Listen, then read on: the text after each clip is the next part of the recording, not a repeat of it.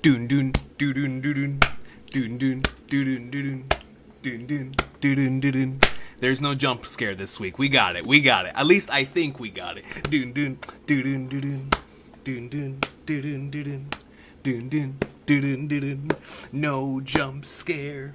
No jump scare, dude. I'm so ready. Let's go, y'all. Hold up, man. Let me make sure that we're good to go here. My light is working. Nope, my light is not working. Hold on. Where's the camera? Where's the light? We're slacking. We're slacking. I blame Final Fantasy VII Rebirth. Where in the world is my thingy? I found it. Alright, we're doing it. We're doing it. We're doing it. Hold up. It's time. Let me pull this right here. And camera. Lights, camera, action. Where's the camera? Yes, sir.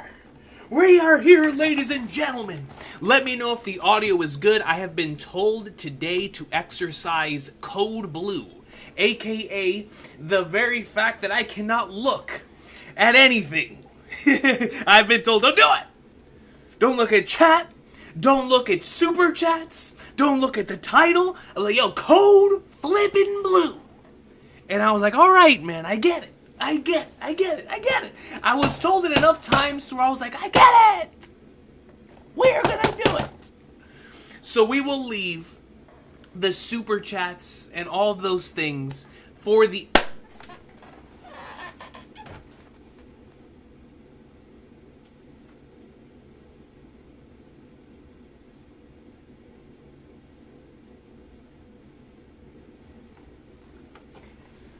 Ali G!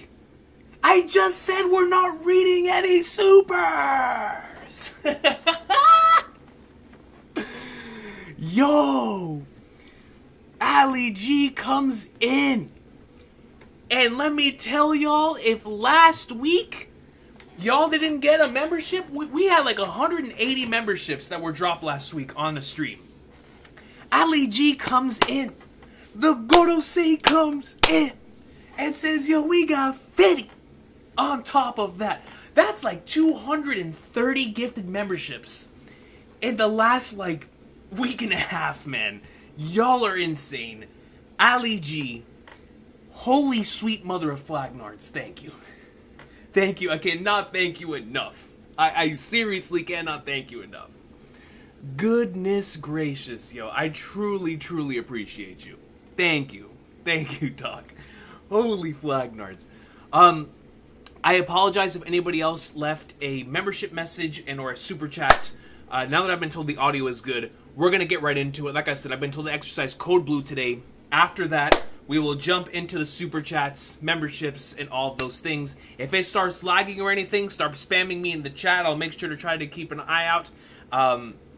But besides that, it's time for us to get in the chapter. Ladies and gentlemen, before we get into the greatness that is incoming, obviously, my game just dropped on PC today. Of course, my game of the year last year.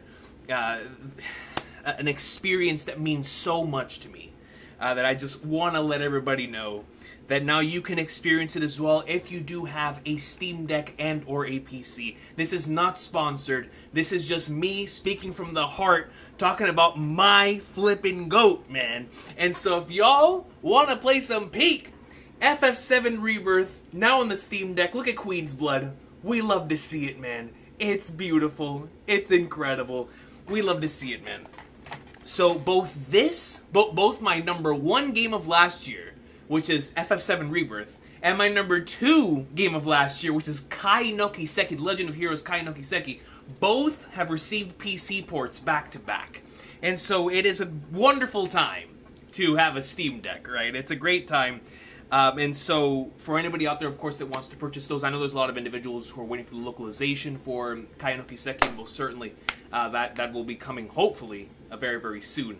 But FF7 Rebirth has officially come to the Steam platform, Epic Games, I believe, as well. So, like I said, not sponsored. This is just my flippin' stuff, man. This is my flippin' stuff. Regardless, though, let's go ahead and close this, and let's pop right into it. Ladies and gentlemen, when I get told to exercise code blue, y'all know what that means. That means we might pull out a Santa hat. We might even pull out a Jordan jersey, and by the sweet mother of Flagnards, my floor is ready to go. Y'all are not catching me slacking today. God bless Subra, Breezy, my cousins, everyone who was like, yo, code flipping blue. Because now the floor, y'all ain't catching me off guard. You know what I'm saying? The floor will be good to go. No dust hairs. No dust bunnies. Y'all ain't catching that on camera. You know what I'm saying? We're gonna be good today. Maybe later on in the year y'all will catch me slacking, but that ain't today. Because we are here today to read the latest installment in that Ichiro Oda greatness, chapter 1137, in the middle of that Elbaf greatness. Who in the flying Flagnards knows what could possibly be in store in the midst of what has been, since chapter 1126 to 1136, a volume's worth of holy sweet mother of Flagnards? How is this real? From adventure piece to lore piece to cry piece, we have been in there like swimwear, and that's why we are here today to read the latest installment in the best-selling manga in history. And it is almost time for us to say that we are here to read the best-selling comic of all time, but it's not that time yet. So we are here to read the second best-selling comic of all time. And let me tell you, it's time, man. I can't wait to see what's in store. When I get told the way that I was told this week to get off social media, it's always exciting. Because you know peak fiction is inbound. You know go, raw, fire, peak. The universal language is being spoken. And we're about to turn on that laptop, go right in. Hopefully it works with me because last week it was tripping. But hopefully we are good today. It is time to read the one, the only.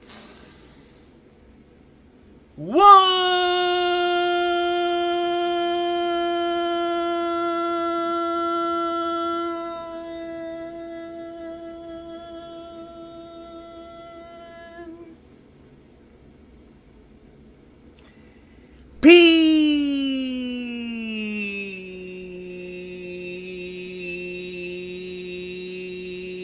Let's flip and go, man. It's time. By the way, Uzumaki-Con is back. I know I said that last week, but I gotta say it again. I watched that man's fan letter reaction earlier this week, and I cried more watching his reaction than I did when I first watched the episode, and experiencing once again the 400 times that I ended up rewatching the fan letter. Beautiful stuff, man. Shout out to my boy Uzumaki-Con, man. That's my guy. But anyways, let's get into the chapter. Hope everybody's doing well. Like I said, Code Blue is in store, so no title, no nothing. Audio still good? I hope so. I hope the audio is good. So let's get right into it. Holy, yo, once again, Ali G, thank you so much for that.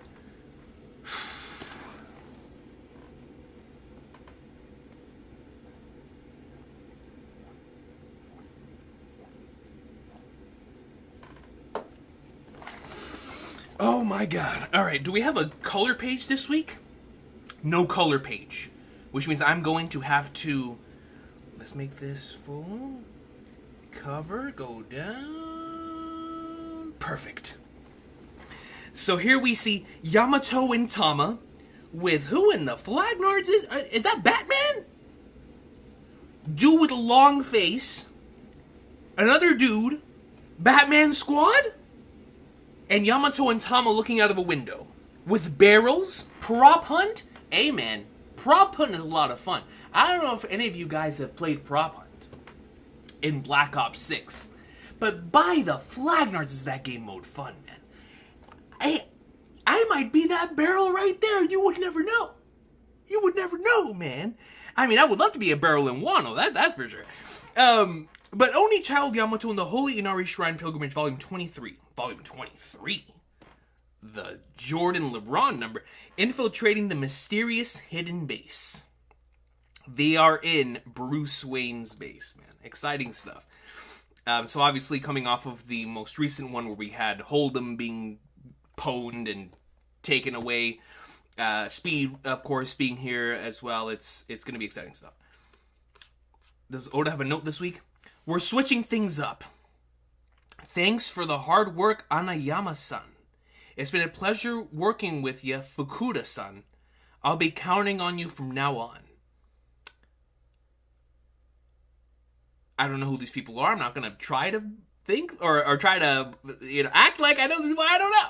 I'm going to assume they're either part of the Shueisha team or maybe a part of the anime team or the editing team or whatever it is. But Oda gave this space to do that. Here we go, man. What is in store this week, bro? Oh, man, bro. It's like this arc, man.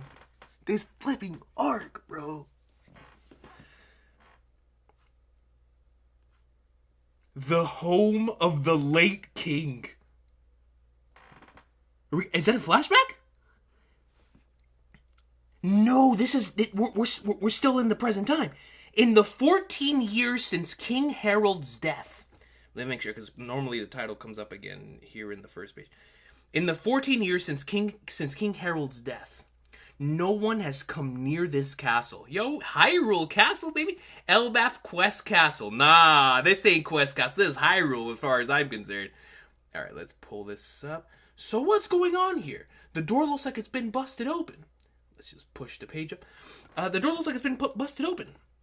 What happened to the guard? Oh, I love this page, dude. You get to see... It reminds me of a Thriller Bark page, right? Where I remember whenever we first entered through the Bark and we saw like the door for the first time with, of course, the Cerebus being in front of it. It was like this humongous... It showed truly how big the ship was, obviously, but how big the entrance was. And that's what this reminds me of here. The entrance to Hyrule Castle, man. Come on, dude. He switched editors. Thank you, Brandon King. I appreciate you. What? Something's wrong? It was broken from the inside. Why would intruders do that? Only one way to find out. Let's go. I'm so happy we get to follow the Nami, Zora, Luffy team, man. Like, I really love, of course, the OG trio, right? And to have them together is so much fun. So obviously, something has taken place. And it was broken from the inside. I'm assuming that that's whenever Stabs and Gunko showed up. Appearing on the... I believe that must have been the bottom, right? The bottom of Hyrule Castle. Making their way back up, destroying the entrance. So I'm assuming that must have been what took place. Which is why that thing was infiltrated from the inside. That is exactly where Stabs and them came from. So only one way to find out. Let's go. The key! Where's the key? The damage looks recent. If only you knew, bro. If only you knew, Luffy, man. Wait, this unnerving... This place is... Look at Roto. Roto is looking like Chopper. He's trying to peek through the door. Wait, this is unnerving. This place is huge. I can barely see the ceiling. Yeah, it does look humongous in here, man. This is way too vast to be walkable. So Nami looks really, really small in here in comparison to the castle. Luffy obviously always makes himself look grandiose, and Zora with the aura walk. We love to see it. It's way too vast to be walkable. Hey, Roto, know where the key is? No. So Zoro and Nami are hitching they're hitching a ride here. I'm just a run-of-the-mill guy. I've never been in here before.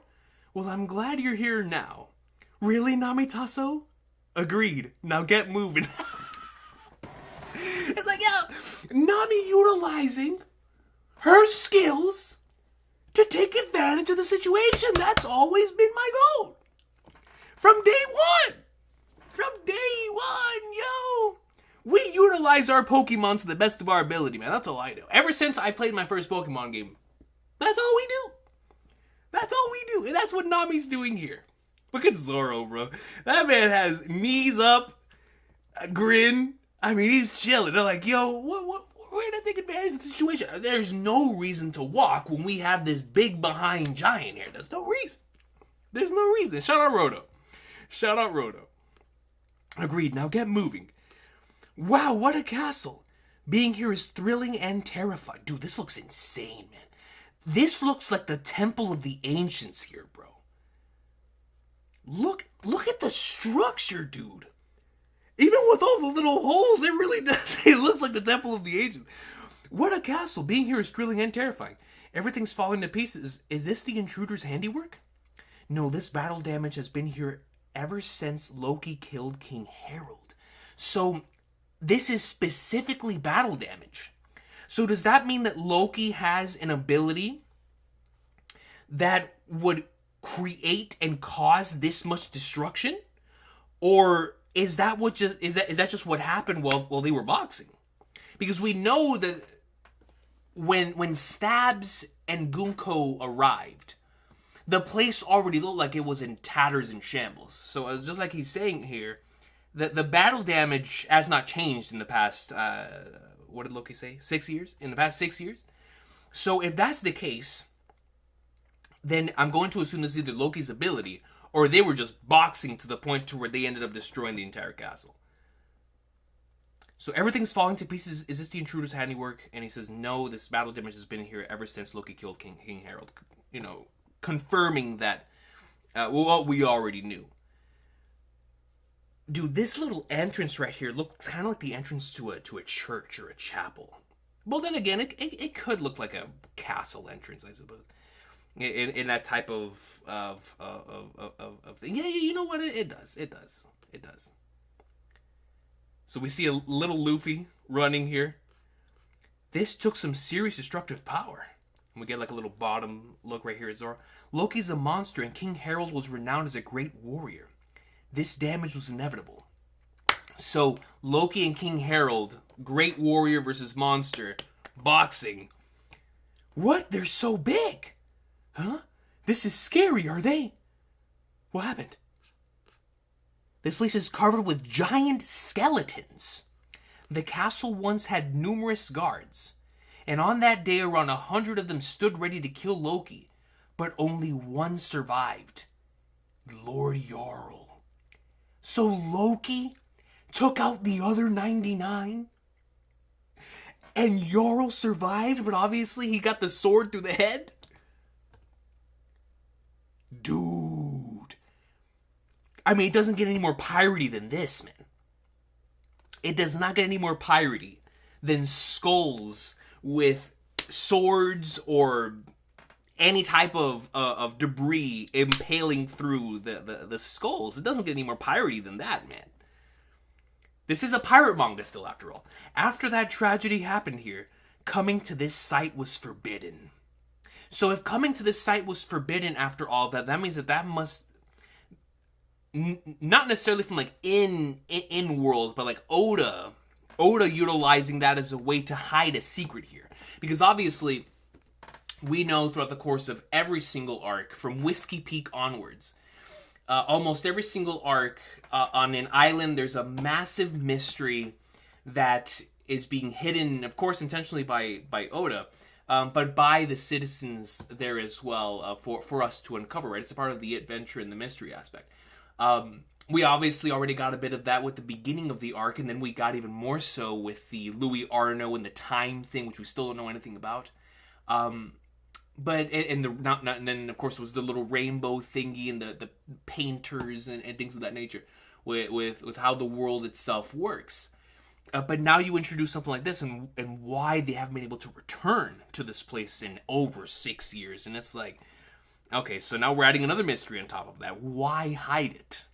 You know, why not allow the citizens to be able to return to this ground? Would it mean that they would find something that maybe would go against what has been told to them, right? Similar to how it has been in previous arcs? Or is it just as a matter of like reverence and respect? Like, no, don't go back to that castle. That's where King Harold once was, and we're not ready to get over that yet. Obviously, they haven't gotten over it because they still have Loki chained up. So I'm not entirely sure, but I do think it's very interesting. So 100 of them stood ready to kill Loki, but only one survived, man. Loki's a flippin' monster, bro. It's a den for vengeful spirits. Hey guys, look over here. This skull is enormous. Luffy's acting like he's back in Onigashima. He's like, yo, I'm back on the head of a flippin' skull, dude. This skull is enormous. It's also got horns. I wonder if he knew oars. Oh, that's beautiful. Second chapter with an oars reference, y'all. Second chapter in a row with an oars reference. These belong to someone with ancient giant warrior blood. Ancient giant warrior blood? Hold up, Chief.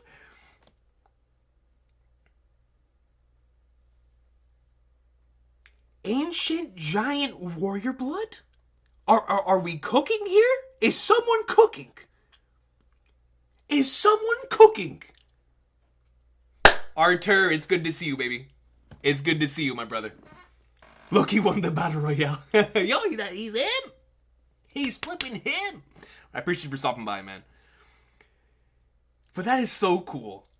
The ancient giant warrior blood. So, are we cooking here with potential a potential link with the skull on Onigashima to oars to the ancient giants with warrior blood? I'm fascinated, man.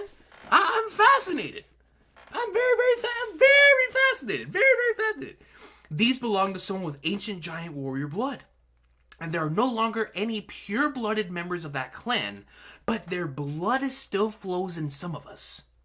So their blood still flows in some of us, and I wonder if that's going to go into the current generational dispute that's happening between the up-and-coming generation that, of course, is following more like King Harold's philosophy of wanting to go out and meet with other people, being extremely open-minded, while at the same time not, like, what did the little kids say? Like, we're against violence, things of that nature. Against the old warrior spirit, right? Like, I wonder where that's going to fall in regards to the actual generational dispute that's happening on the island right now. It's adding more fuel onto that. But this ancient giant warrior blood is interesting. Now we have two warrior things, or I should say giant, with the Buccaneers with Kuma, and now with this ancient giant warrior, quote-unquote, blood. It's just very interesting to me. It's very interesting, especially with how Oda's continuously giving us some oars stuff in these two chapters. It's interesting stuff. And it makes you wonder, was Nika himself one of them? I don't know, man. I don't flip it, no, but it's exciting. There are no longer any pure-blooded members of that clan, but their blood still flows in some of us. Like King Harold, who was larger and stronger than most. So King Harold was larger and stronger than most. Akash Panda, yes. Same here. Same here, man. It's why I love the Temple of the Ancients. It's why I love Xanarkand. It's why I love Hyrule. Like, there's so many cool castles. Chrono Trigger, so many cool castles. What's the one in Castle in the Sky? I forgot the name of it.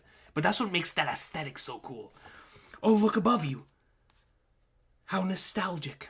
Thank you, Akash Panda, by the way. Appreciate you, brother. Look above you. How nostalgic. That's a portrait of King Harold. So here we see King Harold. Of course, I mistook this for Conqueror's hockey last week, but it's clearly that there's a crack within the thing. But listen, it could be Conqueror's hockey on the low. You're boxing with Loki, and you're telling me that brother ain't cooking with some Conquerors? I don't know, man, but what I can tell you is that the screen is cracked. The screen is cracked right here. The painting is cracked, and you know, it could have been Conquerors. Anyways, look above you. How nostalgic! This portrait of King Harold.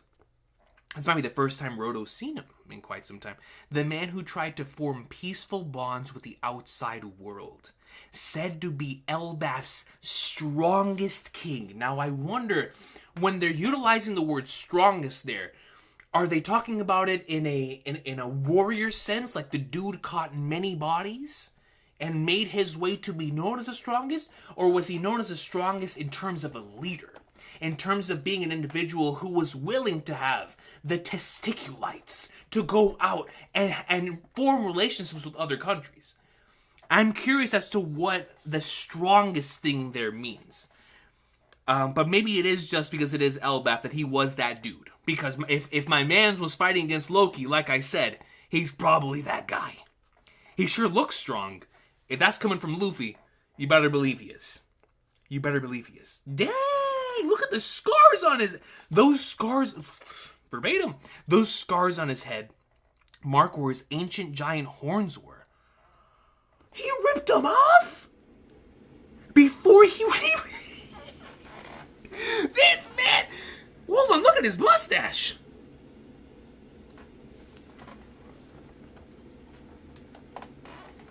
Now listen. Imagine an alternate scenario.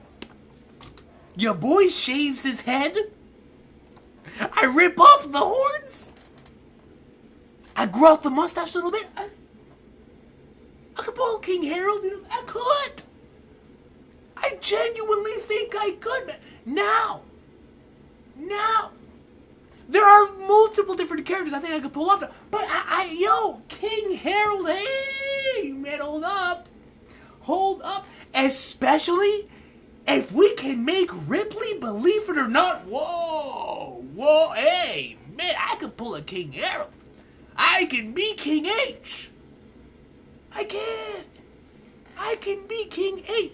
The mustache. I can grow my beard again. We can do it. We can do it, man. I think we can. Those scars on his head mark where his... That's right, Supra. Those scars on his head mark where his ancient giant horns were before he ripped them out. He believed that the ancient giants were relics from a war... My God, look at that silhouette! This man has the Kratos axe. Oh my God. Dude, the ancient giants were out here rocking the flipping Kratos axe, dude. Do you see the size of that thing? Oh, man. Hold up, dude.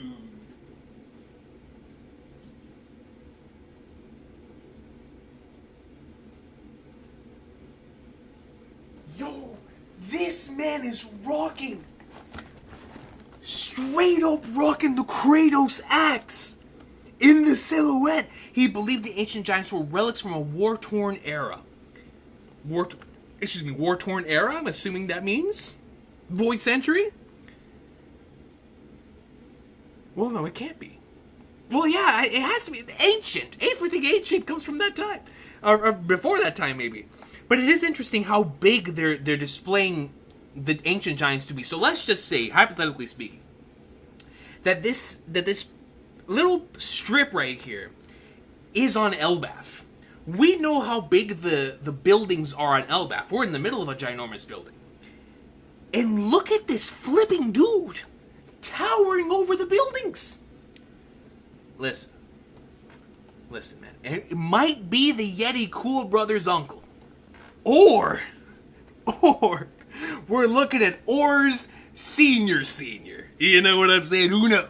Who knows, man? Who flippin' knows, dude? He believed the ancient giants were relics from a war-torn era. He had horns? What conviction. I love that from Zoro, bro. Zoro's like, what conviction, man? What determination to be able to carry out your flippin' ideals, man. Carry out what you believe in. He looks raw. What conviction. After the king's death, the country fell into despair. Once again, I love this aesthetic. Very piratey, skulls over the place. Sadly, the one with the biggest grudge against Loki was naturally King Harold's other son, Hajrudin. So now we're going to bring Hajrudin into the picture. After the king's death, the country fell into despair. Archer says Harold looks a lot like Kaido. If Harold was a half-giant, half-ancient giant, then was Kaido a half-human, half-ancient giant?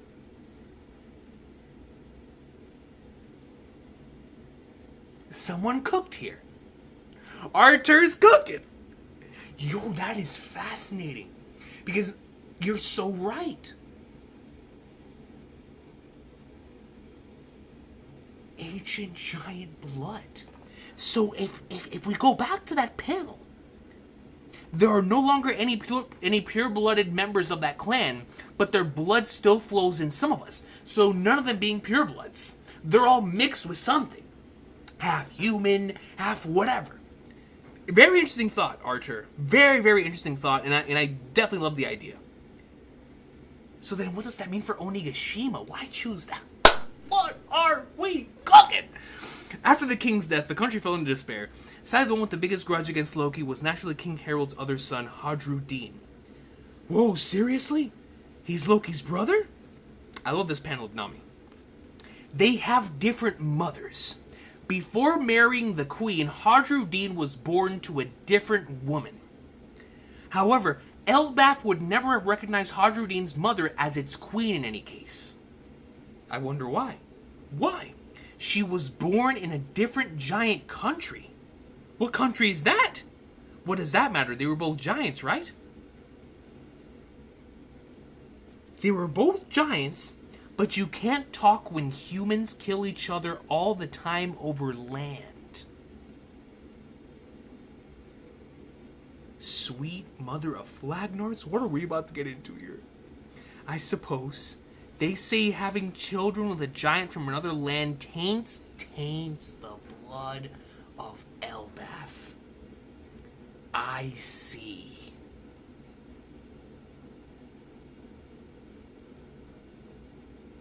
This arc is about to tackle so many things, man.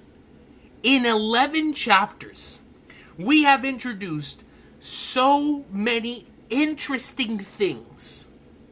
So many fascinating things to explore within this land in particular because it is the war land. And people within our world go to war for so many different reasons. So many different reasons. And we're diving into multitudes of that here. From creation to religion to believing what is mine. The tainted blood. Very fascinating things, especially in the land of giants. Very, very interesting. They say having children with a giant from another land taints the blood of Elbaf. Wow. Dude, this flipping staircase is humongous. Seems giants can be just as bigoted as anyone else. What a line from Nami. What a line from Nami. Seems giants can be just as bigoted as anyone else.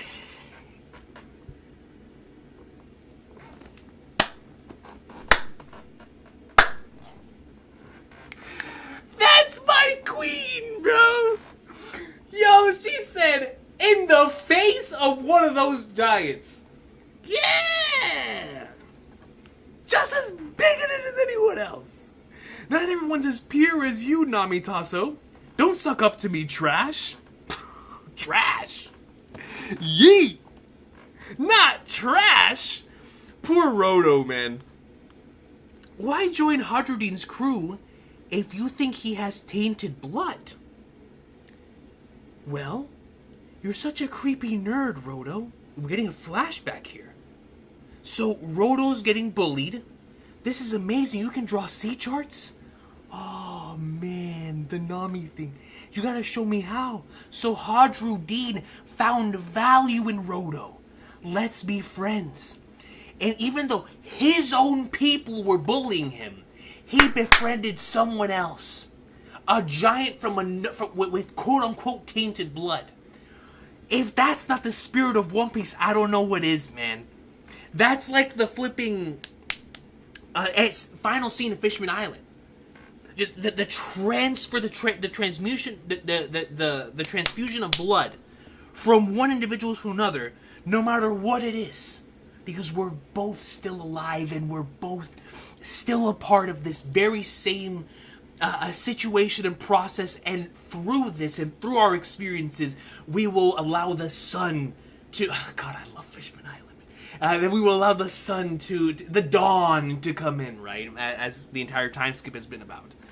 But that you bring this back here with bonds that go further than blood, bonds that transcend time and space with this Roto and Hajrudin thing. They're gonna make me start feeling for Roto here, man.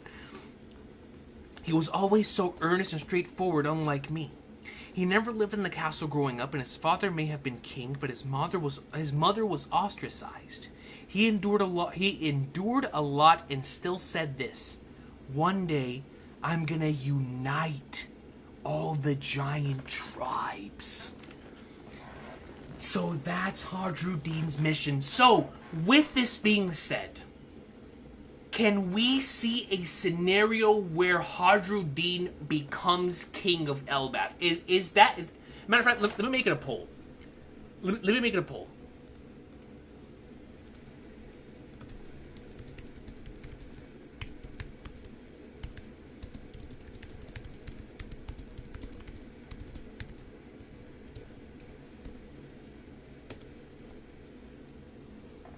Do we see Hajrudin as the king of Elbaf? Because I think based on this, it tells me that he is going to be the one to take Elbaf into the next generation. And I think that is so fascinating. One day I'm going to unite all the tribes. I'm going to be king of the tribes.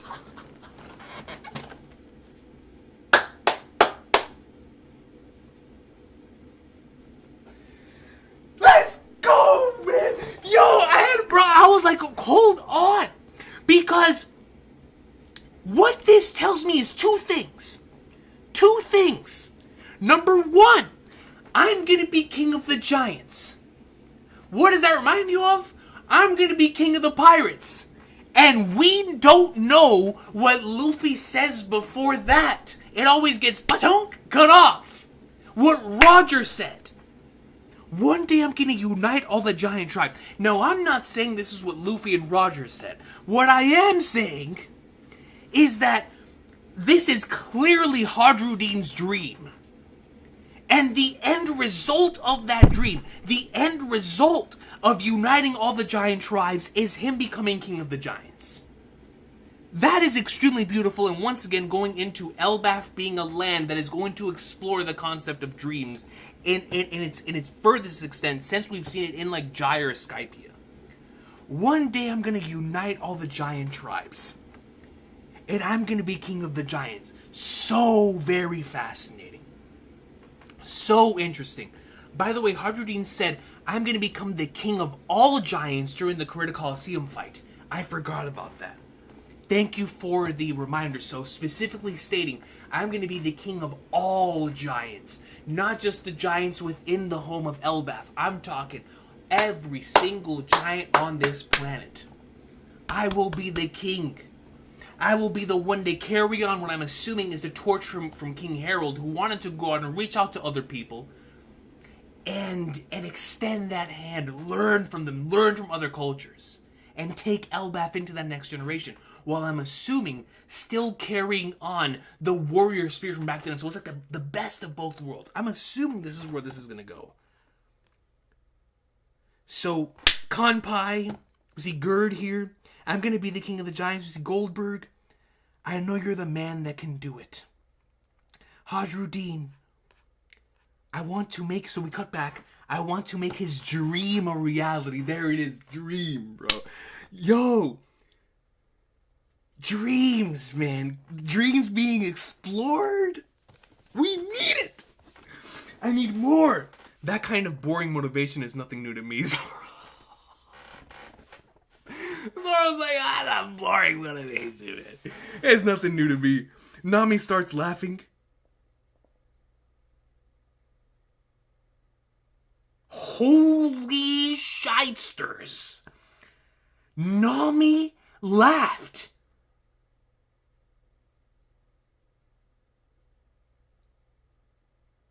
Nami laughed. Nami laughed.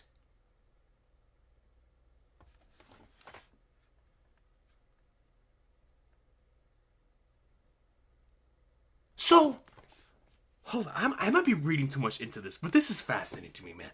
Nami laughs.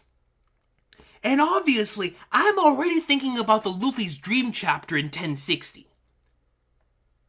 And what he says before the thing. Then everyone laughs. Not just them laughing there, but also what happened with Roger.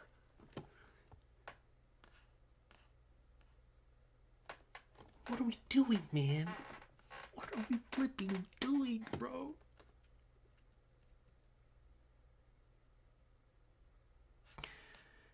Oh, man, dude. I don't know, but this is interesting. It is genuinely interesting. Nami laughs, and I think this is beautiful also in another way. Where throughout the course of this entire journey, the Straw Hats have been through so much.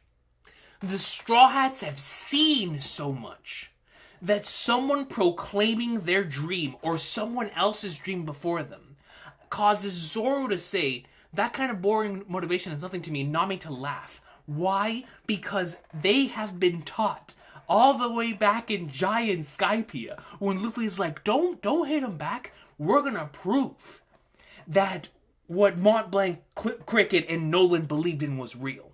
We're gonna prove that people's dreams truly never end. And so Nami and Zoro having that moment with Luffy back in Jaya comes back here. It's, oh, I flippin' love puppies. Yes! Because it cuts back to this, and they're like, of course. Like, we believe in it. Why would we not believe in it? We went to the sky when everyone told us it wasn't possible. We boxed the WG when everyone thought it was impossible. We've done it. We defeated Kaido when everyone thought it was impossible. Come on, man. Come on. Hey, this way I found some knocked out giants. So Luffy's found some knocked out giants. Not killed, not skulls. Knocked out. So are those the giants that were knocked out by stabs? And Gunko? Realm of the Dead. Oh, God. Hold up, man. Loki time. Yo, Loki was so raw at the end of Loki was so raw at the end of last week. Quag 2, amen to that. This trio brings absolute cinema everywhere they go.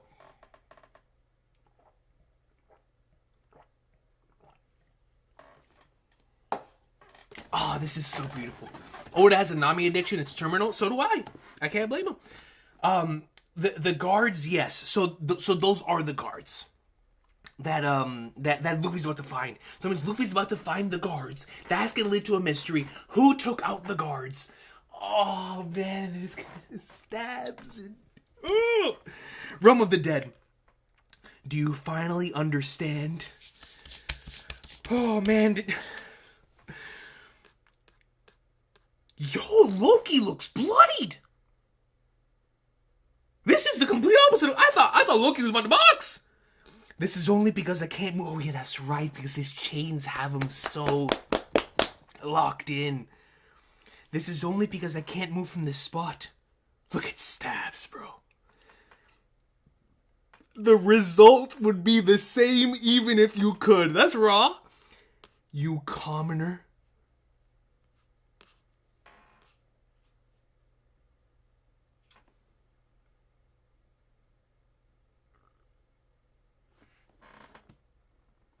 What are these stilts? Why does she look so tall?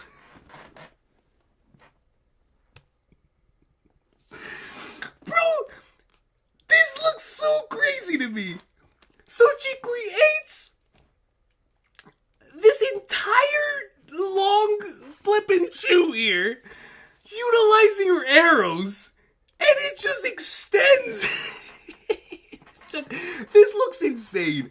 We are offering you a chance at divinity.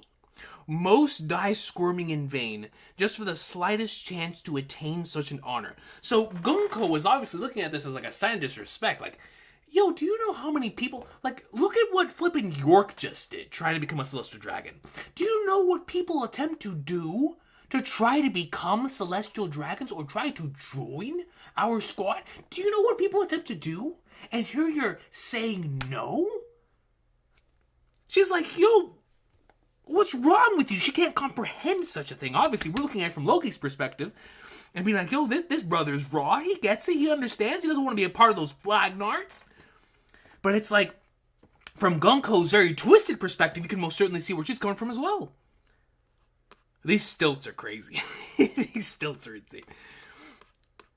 So, the arrow comes out, and once again, dude, this is so intentional. Why does Oda keep showing the arrow the same way that he showed it in chapter 1085 with Instant Messenger Sama, man? I mean, it's the exact same arrow.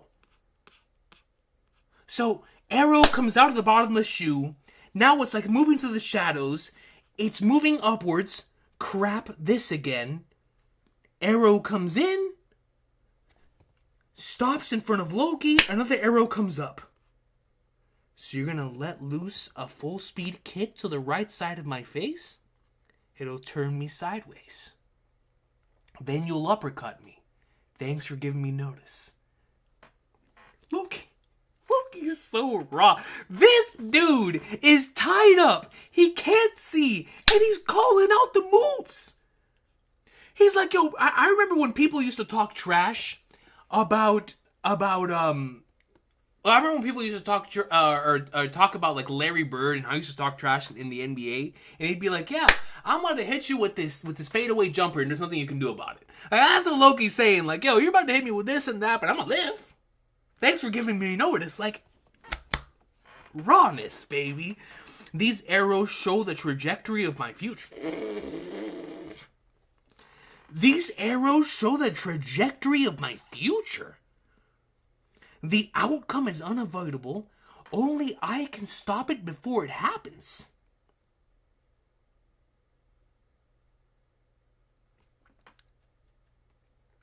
These arrows show the trajectory of my future. The outcome is unavoidable and only I can stop it before it happens. Just say the word, Loki. Will you join God's Knights?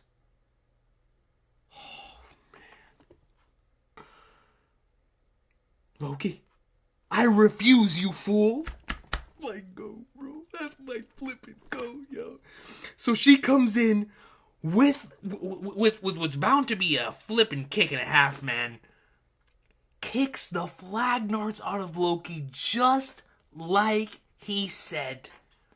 Here comes the uppercut. She moves, decks him upwards. Man. So the arrows show where the attack's going to be coming from, and you just can't stop it. That for me is more terrifying than somebody doing something without like me being able to predict them. And if somebody's able to call out their shots and be like, yo, I'm hitting a home run, and they hit it, like, that's more terrifying to me. You know what I'm saying? Like, that's top tier, not just confidence, but just competence to be able to execute such a thing. It's like, man. So kick to the side, uppercut. His chin is up, sweet chin music style. Head falls. The bear. Oh, you just angered the soul leveling bear. Shut up, the soul leveling. The flipping soul leveling bear. Stab. Hack. Oh, they got stabbed by her arrows. Dude, she is cracked, man. Flagnarts, you'll pay for this. Stop, enough already! She's sending like 500 arrows at him. Well, will you become a God's Knight? Why do they want him so bad?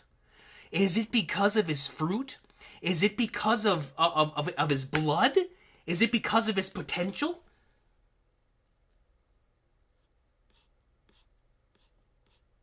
Bleh. Gwah! lets out a yell. Oh, I feel like the whole island just felt that, man. Everything shakes.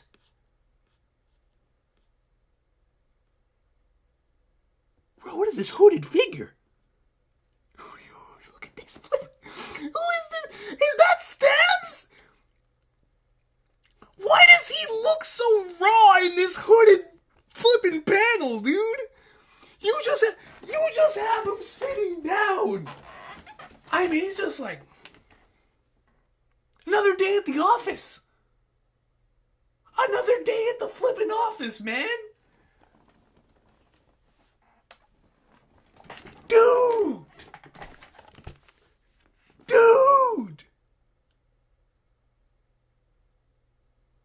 It's alright, Gunko.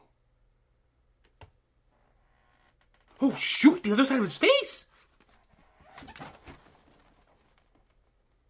Does it have the scar? I can't tell, bro. This man Oda's so flipping intentional with this stuff, man. I can't see it.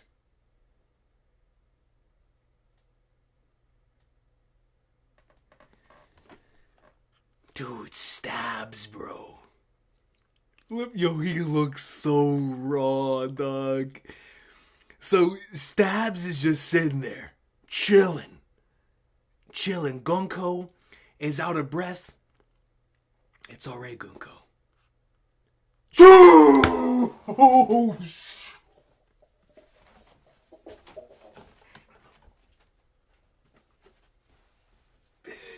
no score! No score!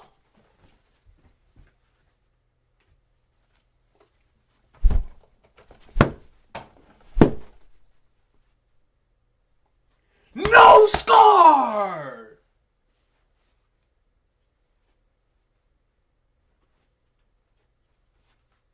My GOAT continues to beat the allegations. He ain't no rat. We ain't talking about someone that is... No! The Shanks can only do this because of that. No, sir! No, sir! Bro, no flipping score! Let's change our tact. Contact Marijoa. Gunko. Oh, look at the... He has long flowing hair.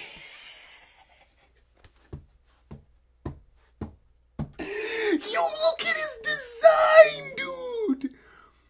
This man has long, free-flowing hair, dog. Let's change our tact. Contact Marijoa.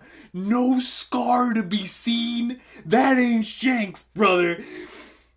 Not every piece ends up being useful. I wanted to go about this more shrewdly, but I guess not. Look at his design.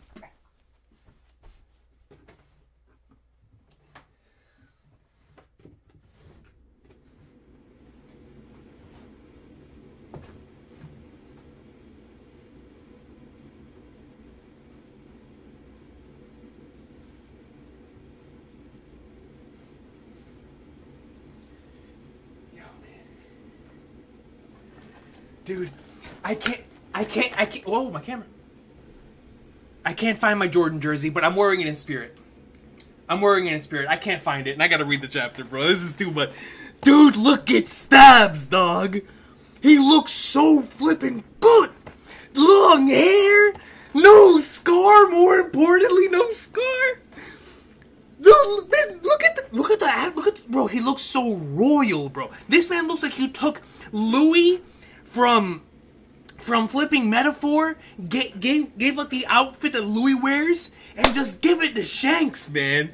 And that Stab's design, he looks so flipping cool, dude. Let's change our tact. Contact Marijoa. Oh, dude. This man can one-shot galaxies. Just look at him. He can one-shot galaxies, bro. Not every piece ends up being useful. I want to go about this more shrewd, but I guess not. Not yielding, even if it means death. Do we chalk this up to faith? Faith? Bringing forth the religion thing? Captain of the Gods Knights. A name? Figarland Shamrock.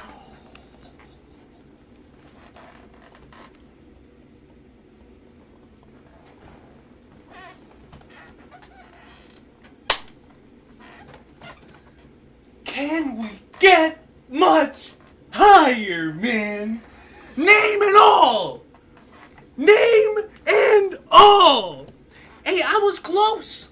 I've been calling them stabs this whole time. I was a few letters off. A few letters off, man. Shamrock. Captain. He's the captain, brother. He's the GOAT of the Holy Knights. Son of Elder Figarland. He's the son. He's the flipping son. With me. It's confirmed.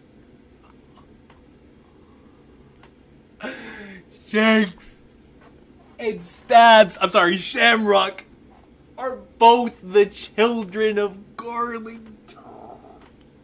He's not Gramps, he's Pops.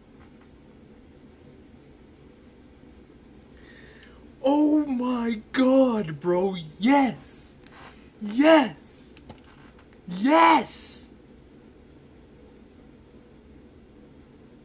Look, I can't stop looking at his design. It looks so fucking cool. Figarland Shamrock. Long ago, the savage warriors of Elbaf dominated the New World. The world government will bring them to heel no matter what. The Holy Knights, the God's Knights have mobilized. Which means Dragon's gonna move.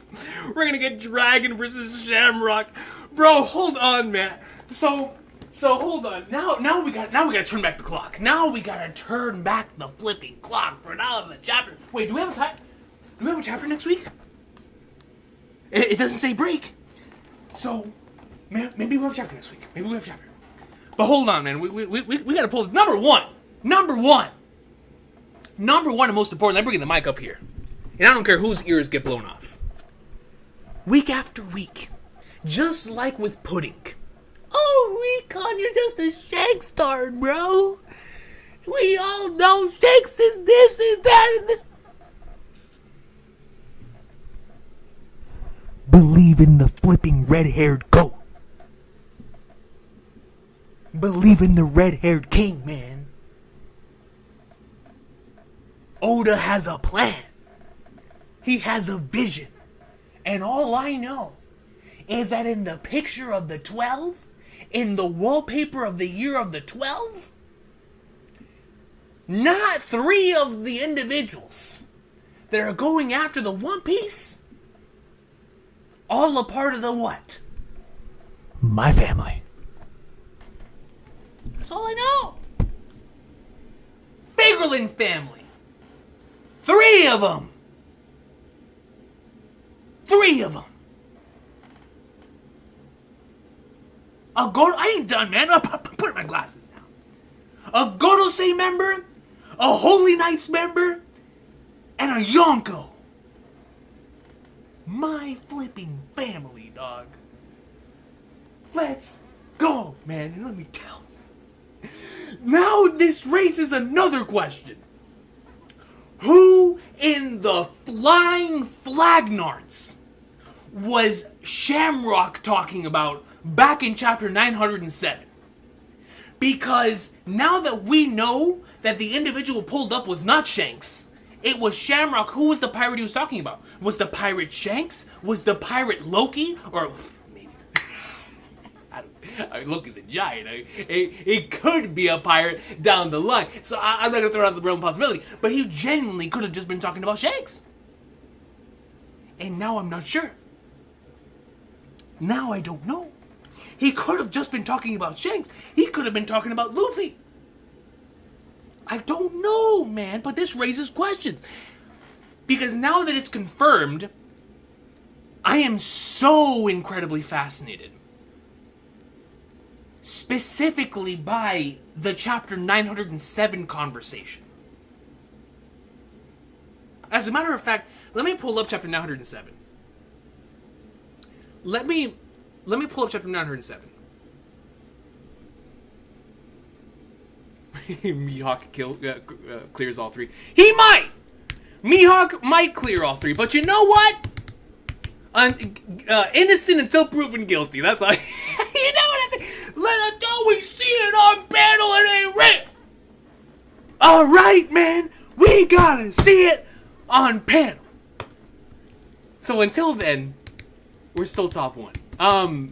Let me search up chapter 907 real quick, then we'll get to the supers, because I'm very, very fascinated. Oh, man, what a feel-good chapter, bro. My guy. Figarland Shamrock. Dude. What do you mean error with the login password, brother? I'm just trying to get in! One Piece. Chapter 907. 907. So let's go back to the end. Now that it's confirmed.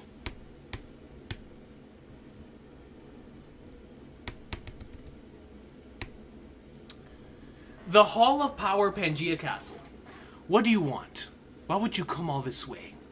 This is the reverie. Given your standing, you should have nothing to do with politics. We only arranged this time on your request, and I appreciate that. Then let's hear what you have to say. Guards, leave us. There's a pirate I need to talk to you about. So who in all of the Flagnards is a pirate that specifically stabs, wants to talk about Shamrock? I'm so used to calling him Stab. That Shamrock wants to talk about. So now we bring this into that. So then, who in the Flying Flagnards was Shaggy? That Loki was talking to a couple chapters ago. The one wherever the Holy Knights came in. This arc, man. Can I look at his design one more time? Let me see his design one more time, bro. I'm sorry. I gotta... I'm sorry, man. We're eating good today, ladies and gentlemen. Look at this. Look at the long flowing hair, dog. The gloves. This is a top 5 design, man. Are you kidding me? The brother is dripped out. Captain of the Gods Knights, World Noble. World Noble. Figarland Shamrock, son of Elder Figarland Garling. God's Knight Gunko, Arrow Fruit. I didn't catch that at first. Arrow Fruit. So if it's Arrow Fruit, then how when the Flying Flagnards does Instant Messenger Sama had access to the very same arrow? Was Gunko in the room? Sabo escaped the Holy Knights and the Gorosei?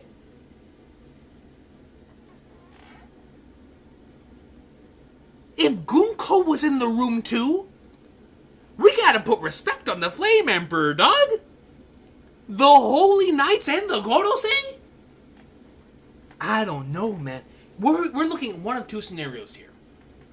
Either Instant Messenger Sama utilized some sort of thing to where he can bestow fruits that he has within himself to others, which would actually go in line with the Holy Knights as an idea, as a concept, their quote-unquote faith, as well as the concept of God's Knights.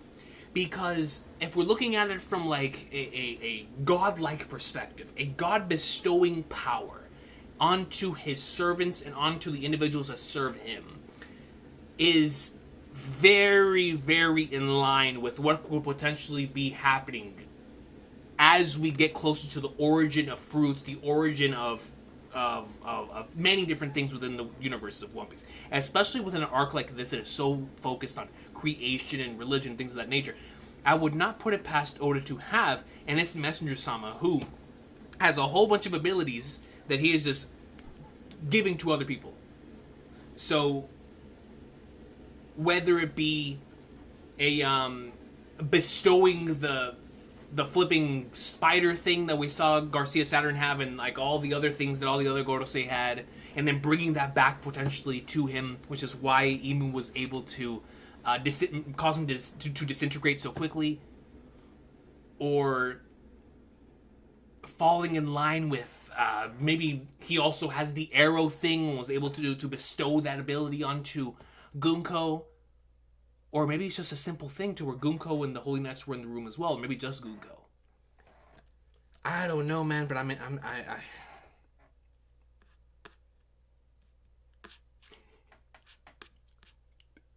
let's flip and go. You know, all agenda aside, what a chapter. What a chapter, man.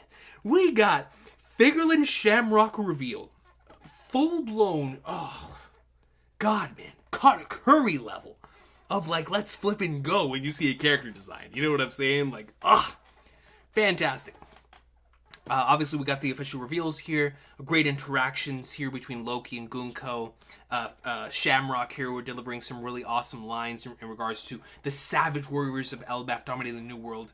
And now the WG will bring them to heal no matter what. Going back to the conversation from last week's chapter with Nika. Was he a savior or destroyer? And if Nika really was a part of the savage warriors of Elbaf, then maybe the rest of the world viewed them as, and maybe viewed Nika himself as a destroyer, right? Depending on who you ask, which I think is a very interesting thing to possibly explore.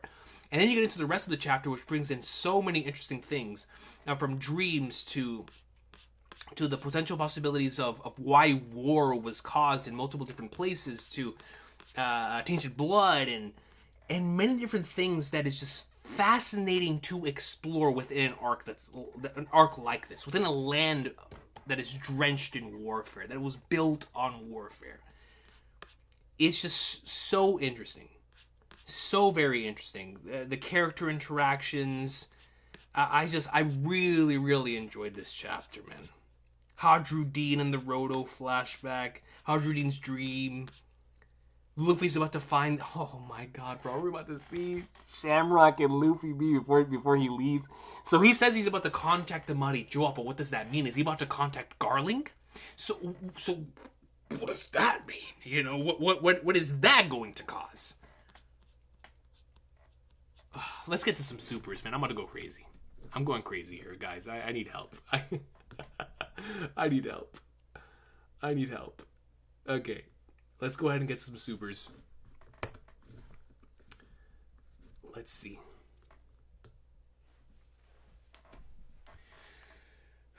One more time. Can I just see the design one more time? Look at this flippy design. Yo, man, when we get a Shamrock card in the trading card game, I will start playing the trading card game. You know what I'm saying?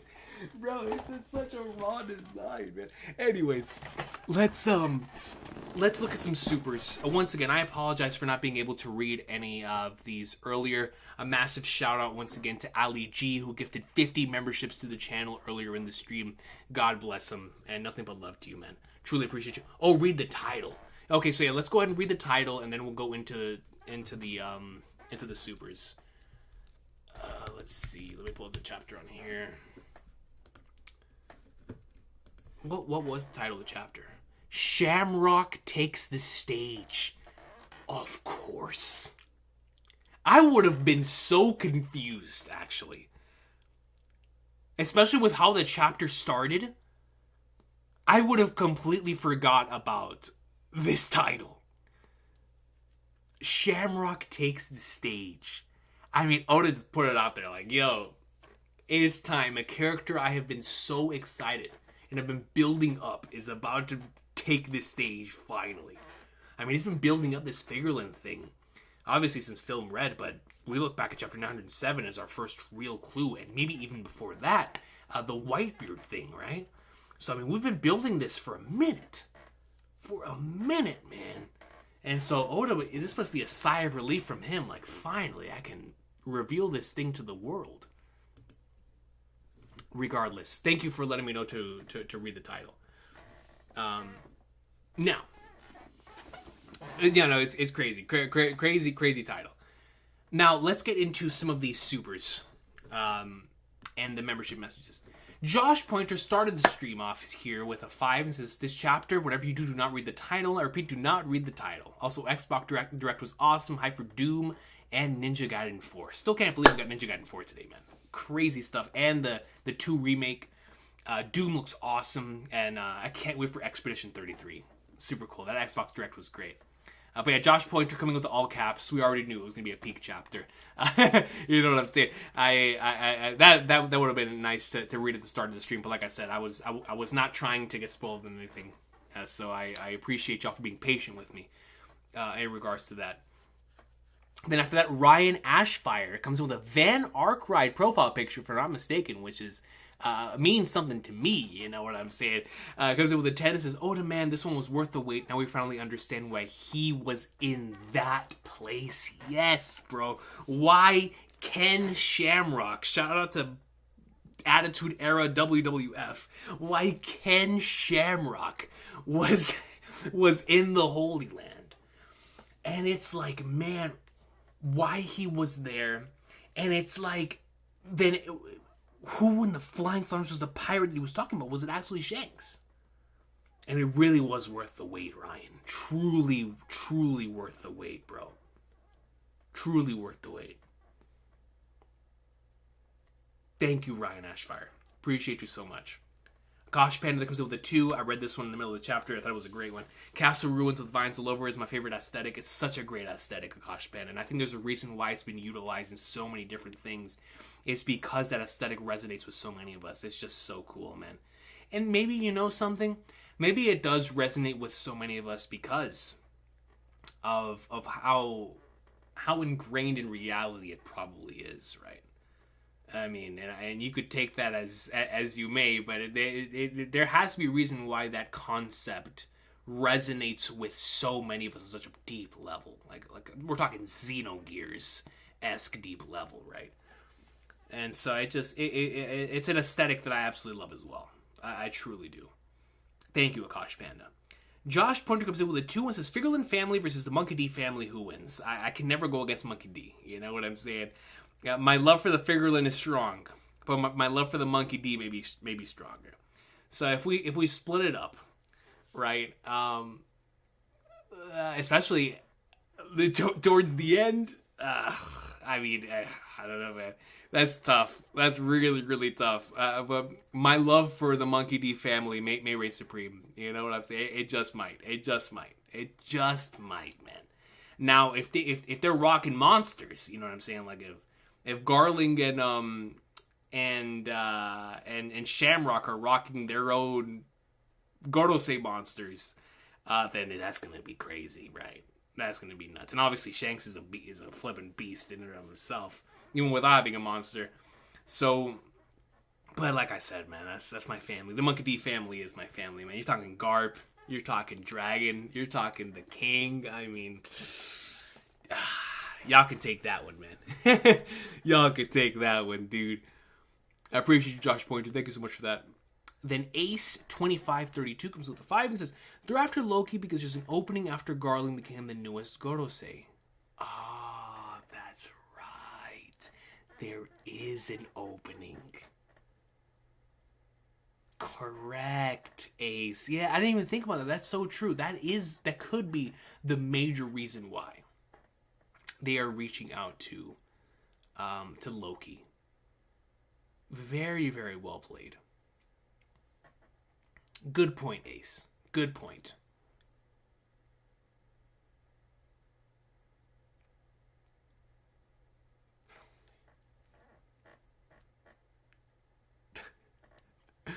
Let's flipping go, bro.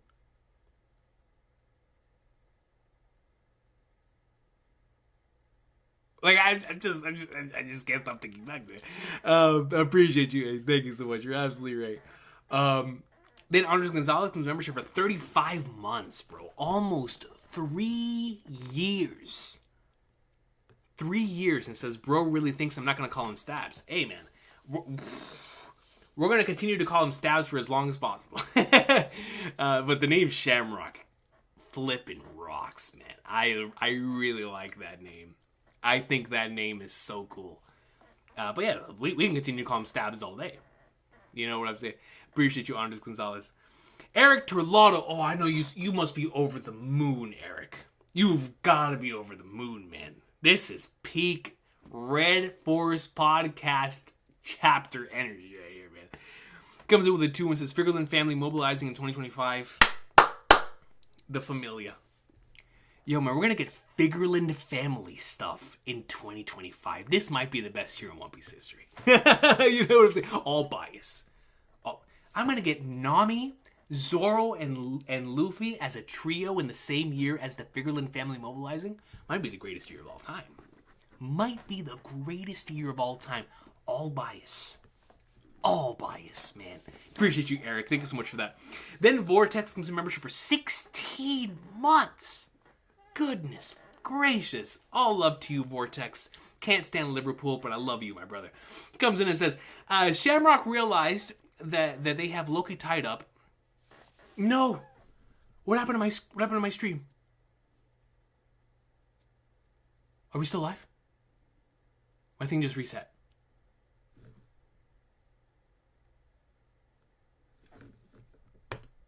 Okay, I think we're still live. I think we're back. All right, let me find where I was. Vortex, member for 16 months. Once again, it says Shamrock realized they have Loki tied up, the strongest, and that they have a great chance of putting Elbaf under the WG. He's calling all nights. So let me ask you this, Vortex. Thank you, Lazy Mofos. We're still live. So let me get this straight. What you're implying, Vortex, is that they believe they could potentially get Elbaf under as one of their territories. And so, by contacting Marijoa, he truly means that he's going to contact the rest of the knights. Which means, in this arc, Elbaf might be the arc where we get the Holy Knights completely mobilizing, which means, as was told to us by Monkey D. Dragon, that when they mobilize, so will the Revs. Is this the arc where we see Dragon finally pulling up? Is this the arc where, where we're going to have Revs and Holy Knights in the midst of all this craziness already happening on the island, bro? I don't think I can handle that, man. I genuinely don't. Vortex. If we mobilize all the Holy Knights right here, right now, that's the only thing it could mean. That's the only thing it could mean. ... himself, Lazy Mofos. Unreal. That'd be wild. Now, is it going to happen? Who knows? But man, in the midst of the craziness, that would live up to the Warland name for sure. All love to you, Vortex. Thank you so much for that hype message. Kosh Panda comes in with a 2 and says, Gunko was hiding in the throne room in chapter 1085. Oh, so you think, one of the two possibilities then, right? If Gunko truly was hiding in the throne room in chapter 1085 of Kosh Panda, then Sabo, how is he still breathing? You know, like what a champion! What a champion, man! If like I said, if the Holy Knights were there as well, sweet mother of all Flagnards, man. But if Gunko wasn't in the room, it makes me even more interested in what they actually are. So then you follow that message up with another 2 when you say, Shamrock's calling the Marijoa, the God Knights be summoned, going back to what Vortex was talking about. If all of the God Knights get summoned, man, yo, my hype for Elbaf was already on a different level. All of the Holy Knights show up, and the possibilities that come from that, forget it. Forget it, man.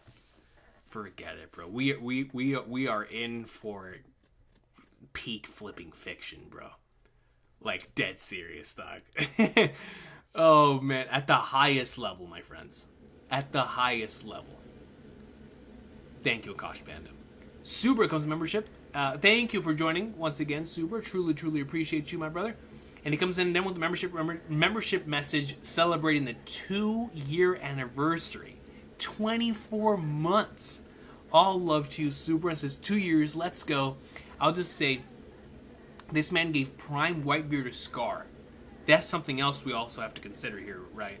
Also, Shamrock became captain as Garling became Gorosei. Finally, Dragon is coming. So those three things, starting with the Dragon thing, super exciting, obviously, and that's going to give the opportunity for Sabo to be able to relay the message to Vivi and Luffy, because we assume Vivi is going to show up on Elbaf, to Vivi and Luffy that the Nefeltari family do in fact also bear the D. So it would be a good opportunity for us to have that. Luffy meeting Dragon, potentially within the same arc as him meeting Shanks. I mean, I don't know, man. I don't know what Oda has cooking at this point. If all the Holy Knights pull up and they want to make Elbaf their territory, that might cause old red-haired Cappy to come back, you know? But who knows? Who knows what Oda has in store, because he very well could run into, like, Blackbeard or something that would stop him from coming back. So, who knows? But extremely exciting stuff. Now, Shamrock becoming the captain, is Garling becoming Gorosei, obviously very, very true. And then him being the one that gave Prime Whitebeard the scar, which is the conversation that we always look back to. Unreal, man. I mean, we're talking about the world's strongest man. The same Whitebeard who was boxing with Roger. The same Whitebeard who was cracking Marineford and he was halfway dead.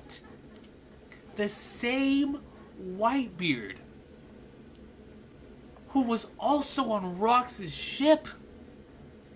The same Edward Newgate who could destroy, Sengoku's words, who could destroy the entire planet if he so chose.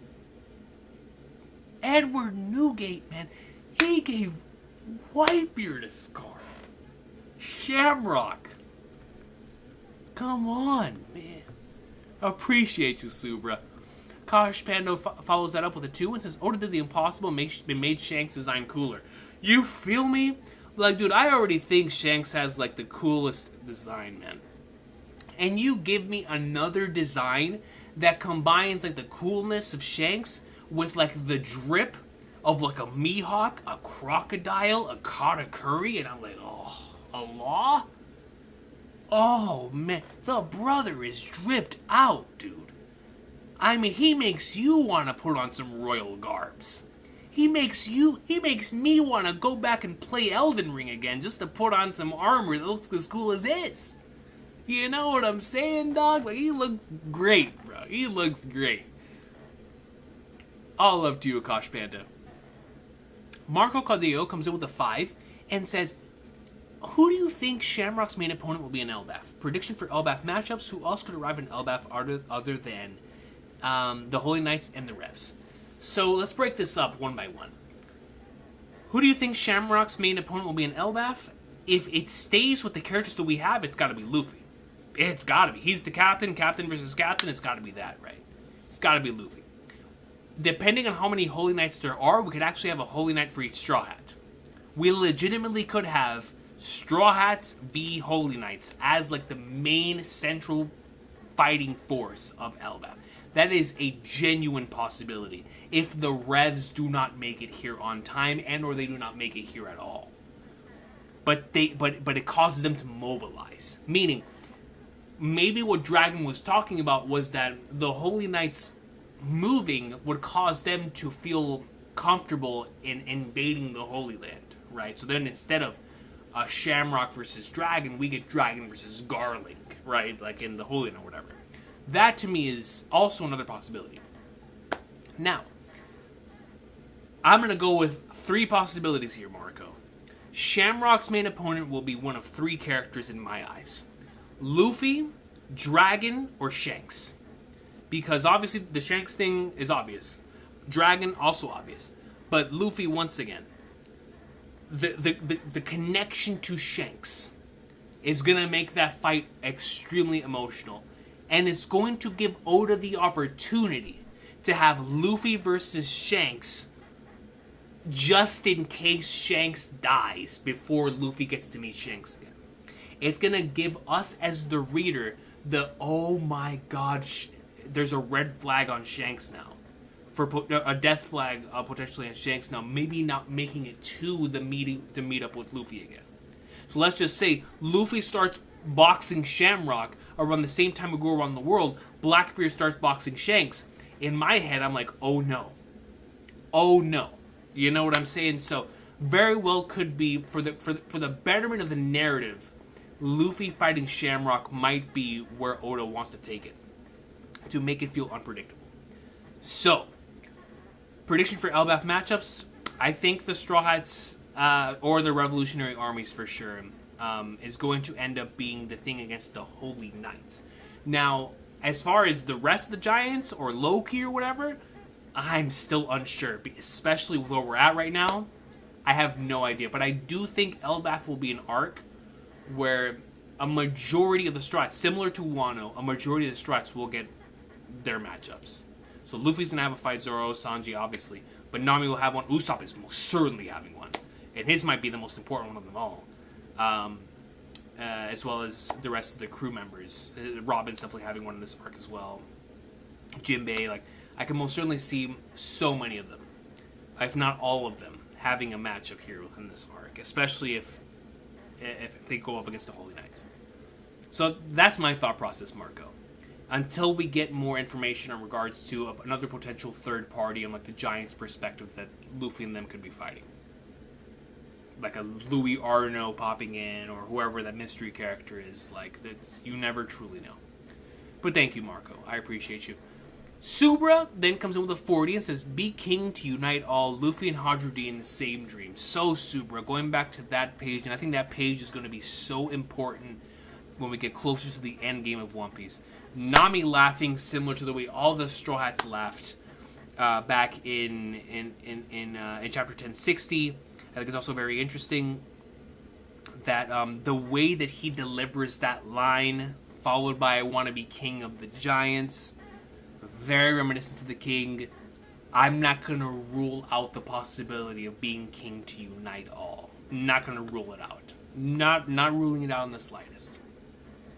Not ruling it out in the slightest. Could be our biggest hint towards Luffy's dream, even if it's not a direct hint. I just find it to be so interesting. And I'm glad you do as well, Subra. Because it really is one of the more fascinating parts about the chapter. Maybe the most fascinating part about the chapter from like a theory crafting standpoint. Thank you, Subra. Appreciate you for that. Issemester Sama comes in with a 2 and says Shanks' mom must be OP. We might be looking at the strongest character in the verse. Shanks' mom and Luffy's mom. Top 2 in the verse. Actually, no. Actually, yeah, top 3 in the verse might all be... Actually, no. Top 4 in the verse might all be women. If Imu's a woman, that's obviously one of the top 4 in the verse. Luffy's mom, no question. Shanks' mom. And then Nami's top 1 forever. You know what I'm saying? Conqueror's coding to the max. So legitimately, we might be looking at the top 4 strongest in the verse all being women in the One Piece verse. Legitimately. Like you said, Shanks' mom and Luffy's mom, they gotta be OP, dog. And I can't wait to see them. Like, on a serious note, all jokes aside, I really can't wait to see what both of them look like. Because I'm going to assume they're not a connection, like a direct connection, but whenever we see one, we may end up seeing the other, which is going to be very interesting. But thank you, and Semester Some, appreciate you. Then Eric comes in with a 2 and says, "Never in doubt, bro. We beat the allegations." You better believe we beat the allegations, Eric. We beat the allegations, man. We all know, as we always did know, that Shanks is him, man. He is him, dog. Always will be. Appreciate you, Eric. Thank you so much for that. Danny Lair comes in with a 5 and says, "Check out the final panel of 1121. Could Stabs, aka Shamrock, be the mystery swordsman or dragon?" Yes, so that's what I was referring to. Because I definitely do believe that Shamrock is the mystery swordsman within that final page. Which is why I was like, yo, Shamrock, Garling, and Shanks are all in the 12. Which is so insanely interesting. To have them all be a part of that. It's like end game importance, right? Within that final panel. So I most certainly do think Shamrock is the mystery swordsman. It just makes sense. Being the captain of the Holy Knights, it definitely makes sense. It makes sense to me. Thank you for that, Daddy Lair. Appreciate you. Joe Alt Delete comes in with a 2 and says, that name is hilarious. Classic One Piece fight, Straw Hats versus the God Knights. Dude, please. You know, I was looking forward to the Revs pulling up, but now that I think about it, I want the Straw Hats to box the Holy Knights, especially if he calls them all in. Let's get it. I want to see it. I want to see it. It would be our toughest fights yet, man. The Holy Knights? Dude, that would prepare us for Blackbeard. That would prepare us for flipping everything endgame. We take out the Holy Knights, and that's proof to the fandom and proof to the world. Yo, Zoro's coming for Mihawk. Luffy's coming for Blackbeard. You know what I'm saying? Like, it's time. We're coming for the Admirals. We're coming for Emu. We're coming. Like, we beat Kaido. We survive against the Gorosei. And then we beat the Holy Knights? Come on. Come on, man. Come on. 100% Joel Delete. I'm looking forward to it. If that is going to be the fights in this arc. Holy Knights versus Straw Hats. How cool would that be? Especially if we start going into the thematics in each fight. Because Gunko says something very interesting at the end of this chapter, which is like faith. Faith being tested there. And obviously this arc is going to go into with the Harley text stuff, which, by the way, the Viz translation of this chapter, extremely, extremely important. I'm sorry, not this chapter, the chapter before. The one with the Harley text. The Viz translation of that chapter was so insanely important. In terms of this text, this religious text, ancient religious text, known as the Harley text that has been passed down from generation to generation. It's going to be an exploration from Ichiro Oda into religion, how it impacts war, how it impacts people within the world of One Piece. And when you have the Holy Knights, which could possibly showcase another version of that, right? How faith to a higher being that is like undying faith. A faith that withstands all, the positive and the negative of such things. Like, I just think it's so interesting that both the individuals in Elbaf as well as the Holy Knights are going to be harboring such things. So if we were to explore that throughout the fights and emphasize more so about like the D are the ones who will cause a storm, the D are the enemy of the gods. I just think it's so interesting for us to have a direct thing there with the Gods Knights and those who oppose those very same quote-unquote gods as well. It would just be a really cool thing to explore with the Straw Hats and the Holy Knights, which is why I'm kind of down with it now. I really am down with it. I think it would be super cool. Marco Caudillo comes in with a 2 and says, please cosplay as Shamrock with Eric as Shanks. Listen, man. Now, I can cosplay as a lot of characters. I don't think I could pull Shamrock, man.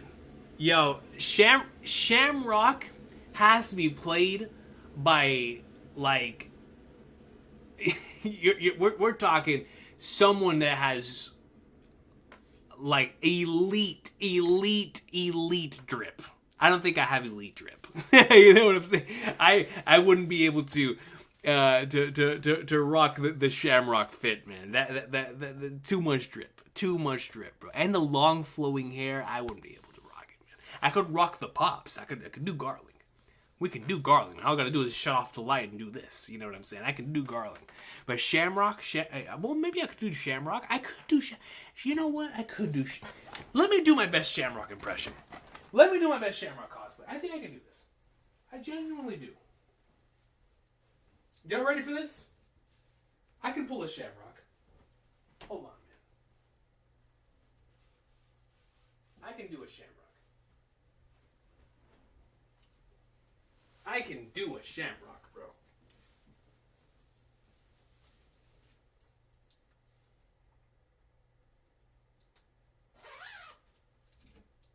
Now listen.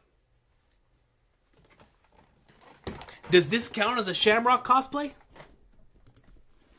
Does this count? I got the hood on. Does this count as a full-blown Shamrock cosplay? I don't know, man.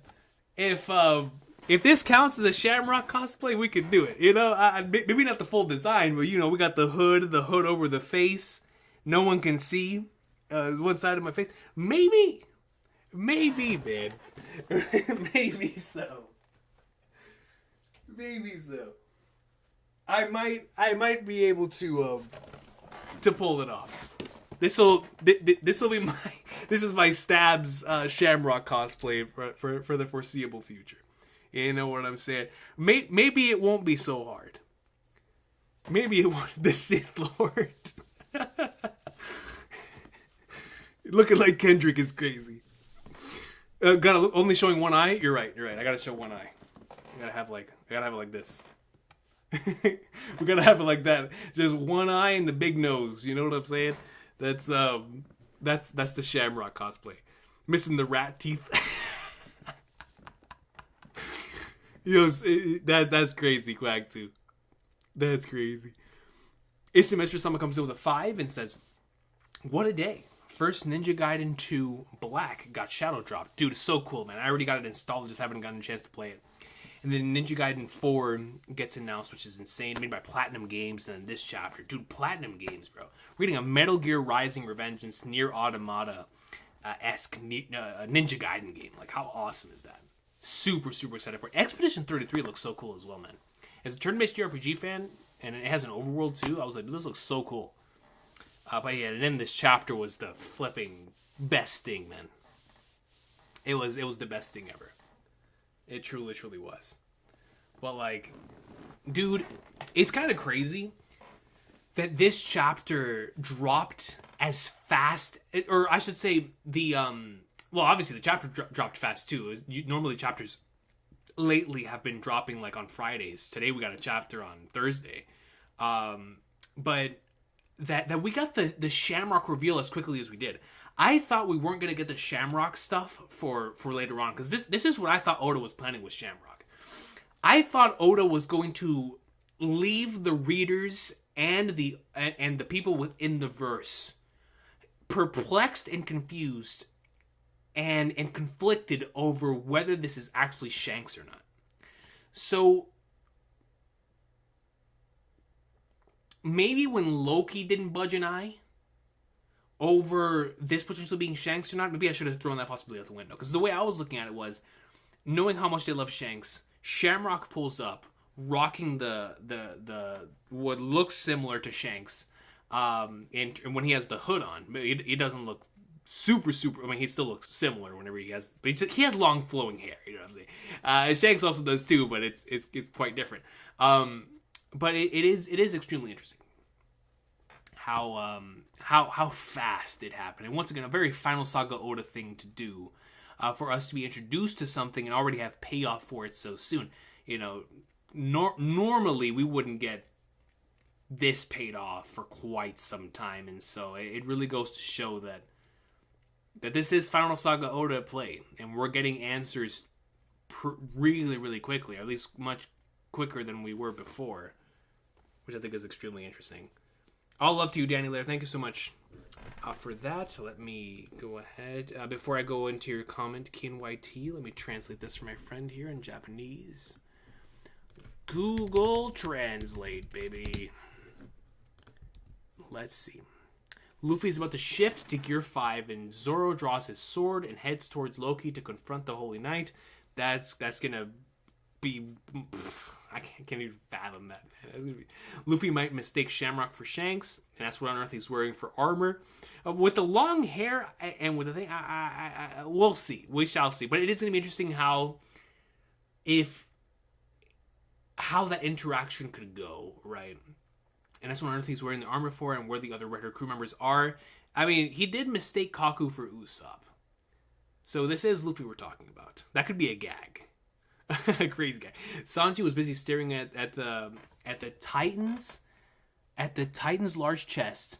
The Battle of the Shamrocks doesn't take place until St. Patty's Day in March. Oh, that's a thing. The Battle of the Shamrock. The Battle of the Operation Shamrock.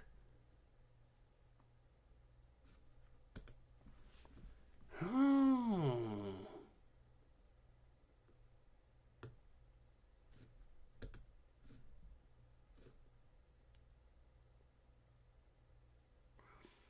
Saint Patrick, one of Ireland's patron saints, is said to have used it as a metaphor for the Christian Holy Trinity.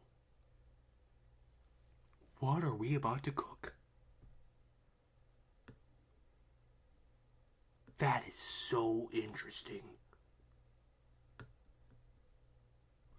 Yo, thanks for relaying that, yo. Doesn't take place until St. Patty's Day in March, the same week that manga 1443 is released, when the Celtics... Let me see, I think you had more on the thing... Oh, the Celtics, like the basketball team.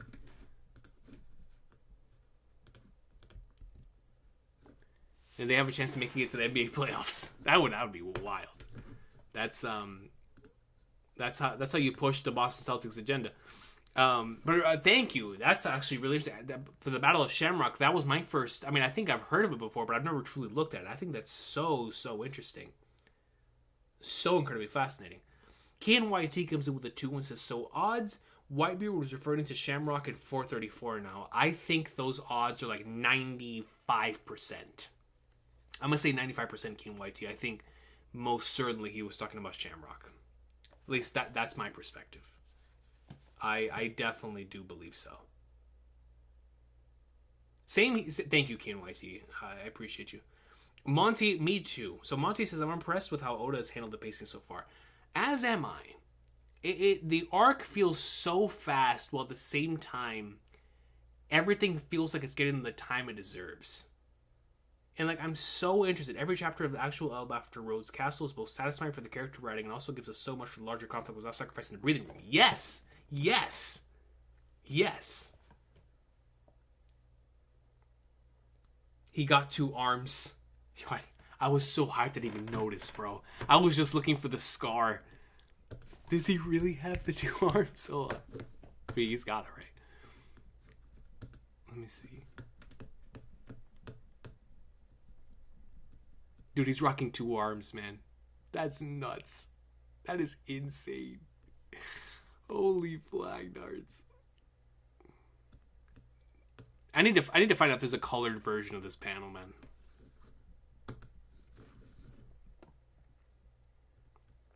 Unreal.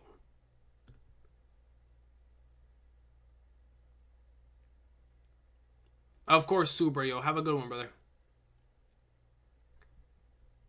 Man.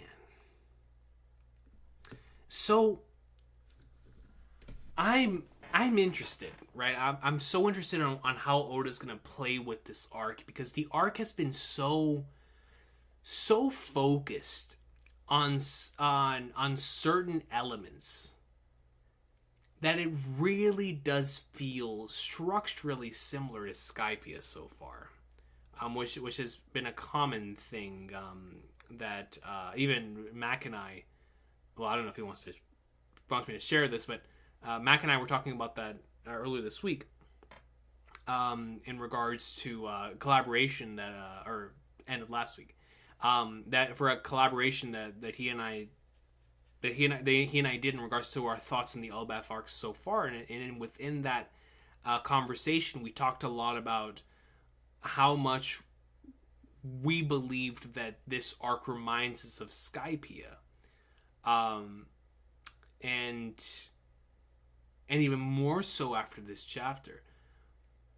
But I'm interested on how Oda's going to handle the conflict, right? Because he's done so incredibly well with the character, with like Monty was talking about, with like focusing on the character writing and the themes at play and how it affects everything and the lore and so many different things that I just wonder how everything is gonna feel once the battles start kicking off. Like I don't want the battles to take away from all of that, right? I want it to add to it. So I'm wondering how he's gonna play around with that. As as we continue forward. So Quag 2 says, I'm just wondering how Luffy, Nami, and Zoro will act upon meeting those knocked out guards. They can't go tell any of the other giants because this little adventure is being kept a secret. That is so true, Quag 2. I didn't even think about that. So they won't be able to tell anyone. And if they can't tell anyone else, that means they're going to have to go on solo dolo. Which means them continuing onwards, tracing maybe where it goes, leading them over towards Loki and potentially towards the Holy Knights. But you're absolutely right.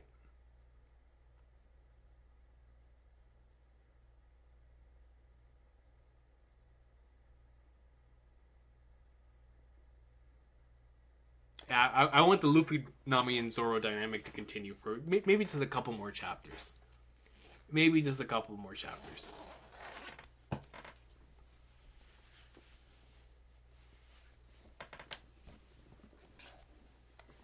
Are the Holy Knights a faction the world knows about, or are they secret? That's a great question, Eric. I'm going to say that they're a secret.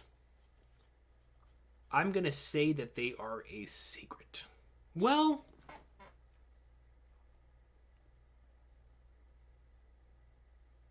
select individuals maybe know about them. Because obviously Dragon knew about them. But then again, there's quite a few things Dragon knows. It's a great question, Eric. Like, how many people do know of the Holy Knight's existence?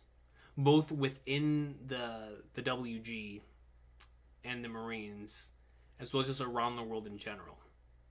Because obviously, Shanks knows, Dragon knows, and now here, Loki is being exposed to it as well. So it really does make you think how many people know about the existence of these individuals. So it probably is like a secret then. Vortex then says, I wanted to ask you this. Remember Shanks told his fleet they were leaving and they got sad, meaning they stayed in Elbaf. I wonder what role they will play if they meet Luffy or Shamrock. So let me tell you this, Vortex. If we find... Because obviously Luffy or Shanks and Bartolomeo had that sequence where Yasa blew up his ship. So I've been wondering what all that's going to lead to.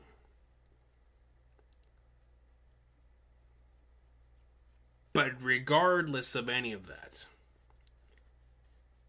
Shanks putting it in reverse and coming back to Elbaf and us seeing either Shanks and Shamrock interactions or Luffy and Shanks interactions, that's going to feed me for generations. You know what I'm saying?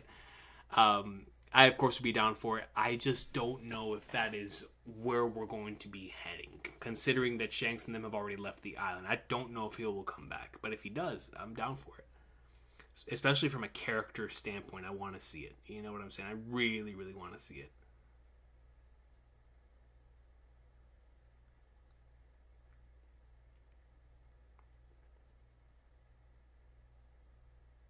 Yeah, no, and you're right, Vortex. Shanks' fleet could most certainly be an extremely important wild card in this arc. 100%.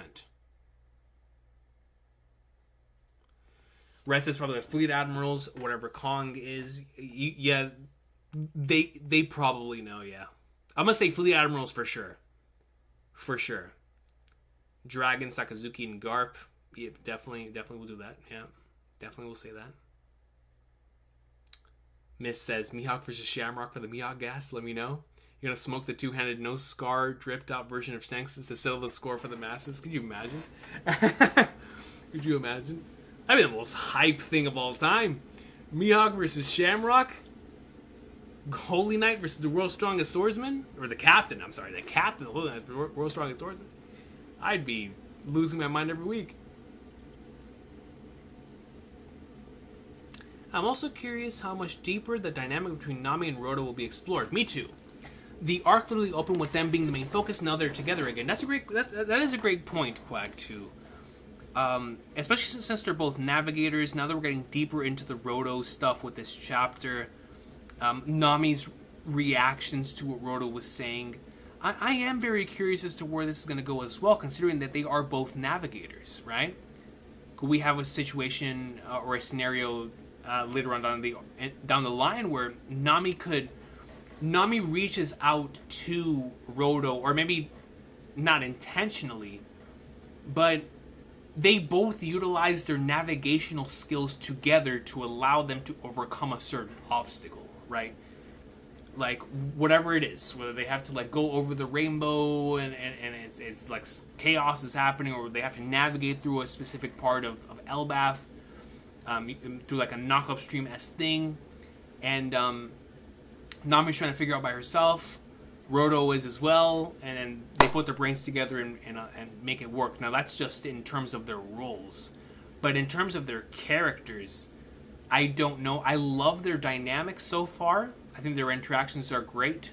It's like having a Zeus, the Zeus craziness that happens, that's been happening since Whole Cake, but with a character that's obviously is a great foil and a great, just a very funny individual to have around, especially if Nami gets to play the straight man. But it's, I think in the grand scale of it, looking at it from just strictly from a character to character standpoint, I am interested on it, especially since they're both navigators, and Nami already quote unquote defeated him earlier on in the arc. I am extremely interested on how their relationship develops and how those interactions continue to progress and where they will be at the end of this arc, because obviously, if Elbaf ends up being under Luffy's as a quote-unquote territory of Luffy's, and the 8,000 giants, the however many giants is going to be under Usopp, then Roto being a part of that fleet, which also means he'll still be leaving with Nami, will cause that to be something to be explored down the line. I just think exploring it through the lens of them both being navigators sort of grounds it and allows it to feel really real with both characters, and it's something that I would like to see. I want to see it explored personally. Yo, Wanted Dragon is coming in going crazy. Shout out Wanted Dragon. King Harald Fairhair united a bunch of Viking tribes and established Norway, a country built on raiding and war, but today a beacon of peace. Oda has obviously done some research. See, I didn't know that, Zach. Thank you for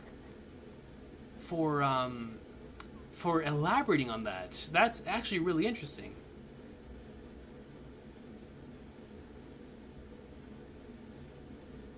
That is so cool. This chapter made me love Hajrudin and the crew of 5 members so much. Reminds me of the East Blue 5. Great point, Vortex. Yes. Absolutely. Stabs equals 401k Shanks. That's insane, but so true. So true. Dragon coming to Elbaf would bring his promise to Luffy back in Post-Endings Lobby arc full circle. Let's flip and go. Silver shot when needed. Do you think there's any beings living in the heaven realm of Elbaf? I do, Rain. I definitely do think there are individuals up there. If the royal giants have ancient giant blood, could any other ancient race be on the island? It's a great question. Great question. I'd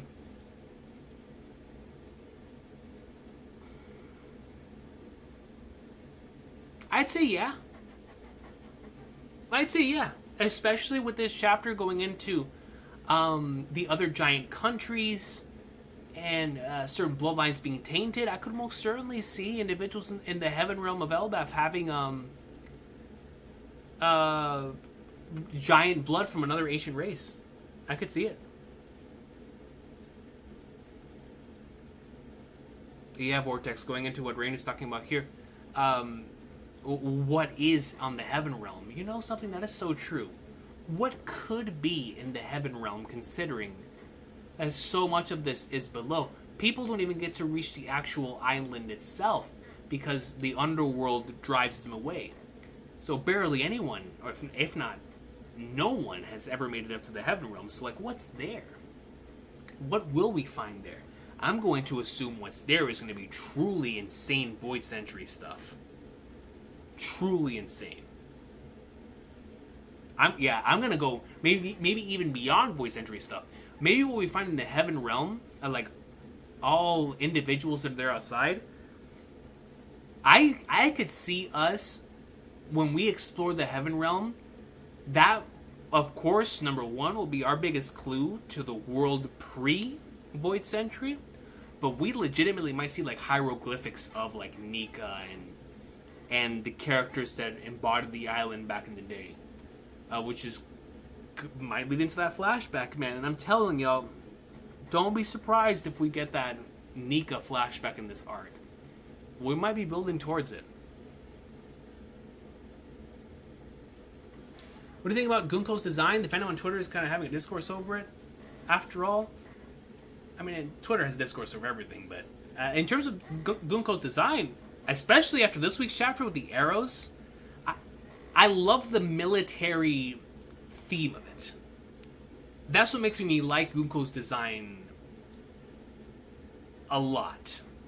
Is the military themed nature of it. But the arrows just add a different flair to it. It gives it like a Soul Eater sauce to it. I dig it. I dig the design. I do dig the design.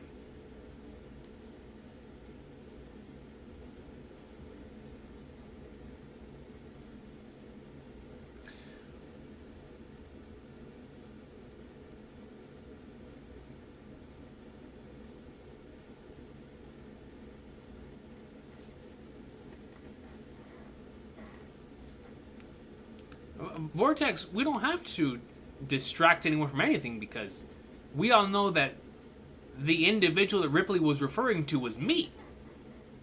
You know what I'm saying? That's all I know. So we don't have to distract anyone away from any fact. I am that human. I may just be that human. Mist, Rebirth on PC looks so insanely good. It got me locked away for replay, bro. I got it on the Steam Deck. It looks flipping awesome, man. I mean, it has a cool look on the Steam Deck just because it feels like a... I'm trying to figure out like the right word for it. Because obviously, it doesn't look nearly as good as it does on PS5 or on the PC. But it makes it feel so... It makes it feel intimate. It makes it feel very like a PSP port of like a game or something. I like it. I love it a lot. I love it a lot. But Rebirth on the actual PC looks insane. It looks nuts.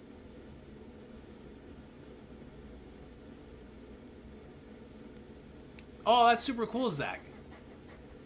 That is super, super cool. So I can imagine a lot of that stuff is resonating. Maybe Anna will come back by landing in the Heaven Realm. Don't hype me up, Silvershot. don't get me started. Don't get me started with Anna. Don't get me started, Silvershot. Sandman tweeted saying Gunko's name translates to pants from the uniform of the former Japanese army. That is probably another Oda joke. Oh yeah, I remember last week we were talking about the military officer thing, but it being a pun feels super Oda. The Silhouette character is going to intervene if Luffy and the Strats end up boxing with Shamrock. Oh, yes, true that, Vortex.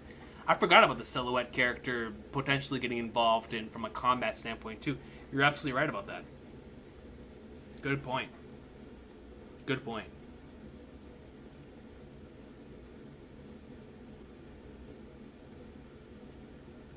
Yeah, for real. Gunko's proficiency with the fruit is super cool to see. Super, super cool to see, but it is in line with the characters, right? Specifically with like the Gorosei and how proficient they were with their Zoans, with their mythical or whatever the Flagnards they are. We still don't know what those things are. But it's so interesting having a character like you said that is just insanely proficient with their ability. I could definitely see that, Akbar J. So it is 1:10 in the morning. I do not want to keep y'all here, especially those who have to work tomorrow or things of that nature. But what I will say is this, in summary and And to conclude the stream, Monty comes in and says, also, I wanted to mention that the Japanese term for Shamrock's title is used in military context. Oh, another military type of context, similar to Gunko. The commander of an individual unit, but I'm not sure if that was Oda's intent. Either way, it's a different title than Garling's title of Supreme Commander, like someone who commands all units in a military. I see. That is very interesting, yeah. Commander is different from Captain, for sure. Yo, California Painting, what's good? I'm happy that for anyone that was able to attend this one, this was a fun one. This was definitely a fun one. So just to bring everything back here before we conclude the stream,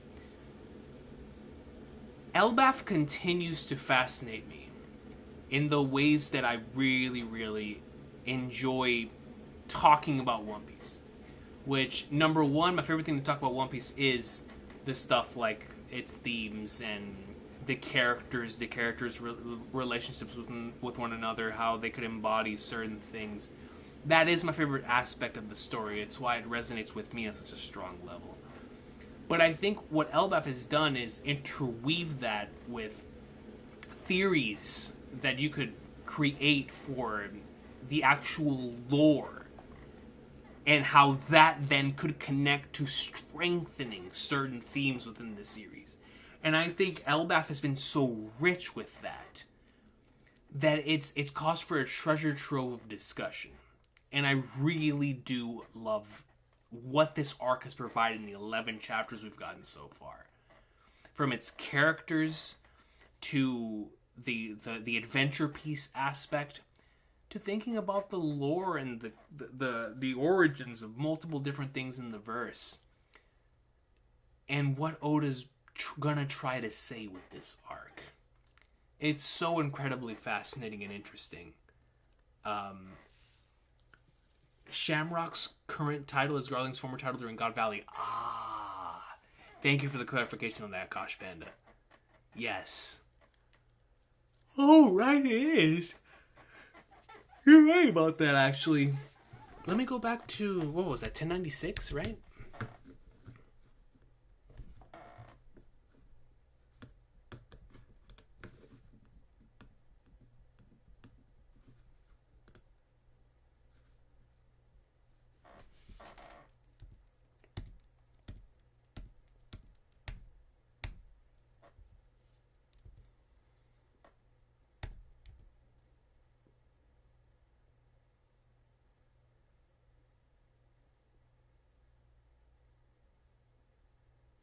What was that in 1096? Akash Panda? Let me know. Michael Mickles! My guy! Comes in with a 5 and says, Yo, King, nice to catch you. Do you think that Loki has horns? Or is it his hat? I'm gonna go with horns, Michael Mickles, specifically after this chapter. King Harold having horns, Loki... or him ripping them off, but Loki never ripping them off. I do think that the horns are a part of his character. But I think if he put the horns on as a part of as a hat or as a decoration to imply that he wanted to be that is equally as interesting to me. I think that would also be really cool to explore a character who wanted to become that, to the point to where they would put on a hat that it has, or this thing that has the horns on as an attachment rather than as something that's actually part of his body. That's also something I would be interested in. I'm interested in either possibility, and I think both of them would be equally as fascinating to read and discover. So I don't even know which one I want more than the other. I'm gonna say after this chapter the horns are real, but if they aren't real, that is, like I said, just as fascinating. So very interesting, actually. That would be super cool. It would go in line with that chapter, with last week's chapter, actually, on how they're all trying to embody Nika as an individual and or his ideals and trying to do that.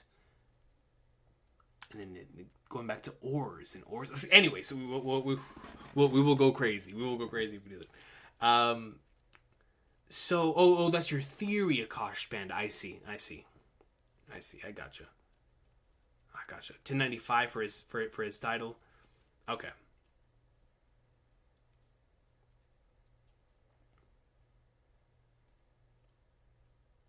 Yeah, no, I could definitely see that as well, Quack 2.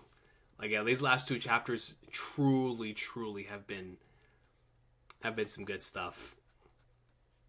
Honestly, for me, Quack 2, those first 3 chapters is what hooked me, man. And I've been hooked ever since. The adventure piece in those chapters, the shenanigans, the whenever we were just going through, we had no idea this was Elbaf. Oh, those chapters. I adored them so much. Yo, Recon, what's good? What is good? So yeah, we're going to be ending the stream here. Much love to everyone. My plan is to do Dynasty Warriors tomorrow. And we could talk, of course, about the One Piece chapter there tomorrow. So if we want to do like our afterthoughts tomorrow, we can most certainly do that. We'll play some Dynasty Warriors, talk about the One Piece chapter. And then after the Dynasty Warriors, which is going to be either... I want to do it tomorrow, so let's try to do it tomorrow. And then Saturday, no stream. And then Sunday, we'll be back with some more Kingdom greatness. So that's the plan. Tomorrow, hopefully more Dynasty Warriors. We'll talk about the One Piece chapter, because we've got a lot to discuss. And then Sunday, Kingdom. So I think that's what we'll be doing. So thank you all so much for being here. I know it's really late for some of you. It's late over on my end. So really exciting stuff is on the horizon. Elbaf has been great, and each chapter just continues to give us more stuff to think about and see, man. What a flipping... Can we look at his design one more time, man? Look at this dude's design, bro. Shamrock, dog. I mean, come on, man. Come on. Look at his design, bro. Look at the gloves. Look at the hair. Forget it, bro. Forget it. Y'all have a good one. All love to y'all. Sage, all love to you, brother. Thank y'all so much for stopping by, and I will see y'all next time. Take care. And if you guys would like to discuss the chapter further or anything of that sort, Dynasty Warriors greatness, like I said, gonna try to do that tomorrow. And if not, Kingdom on Sunday. I'll catch y'all later. Man, dude.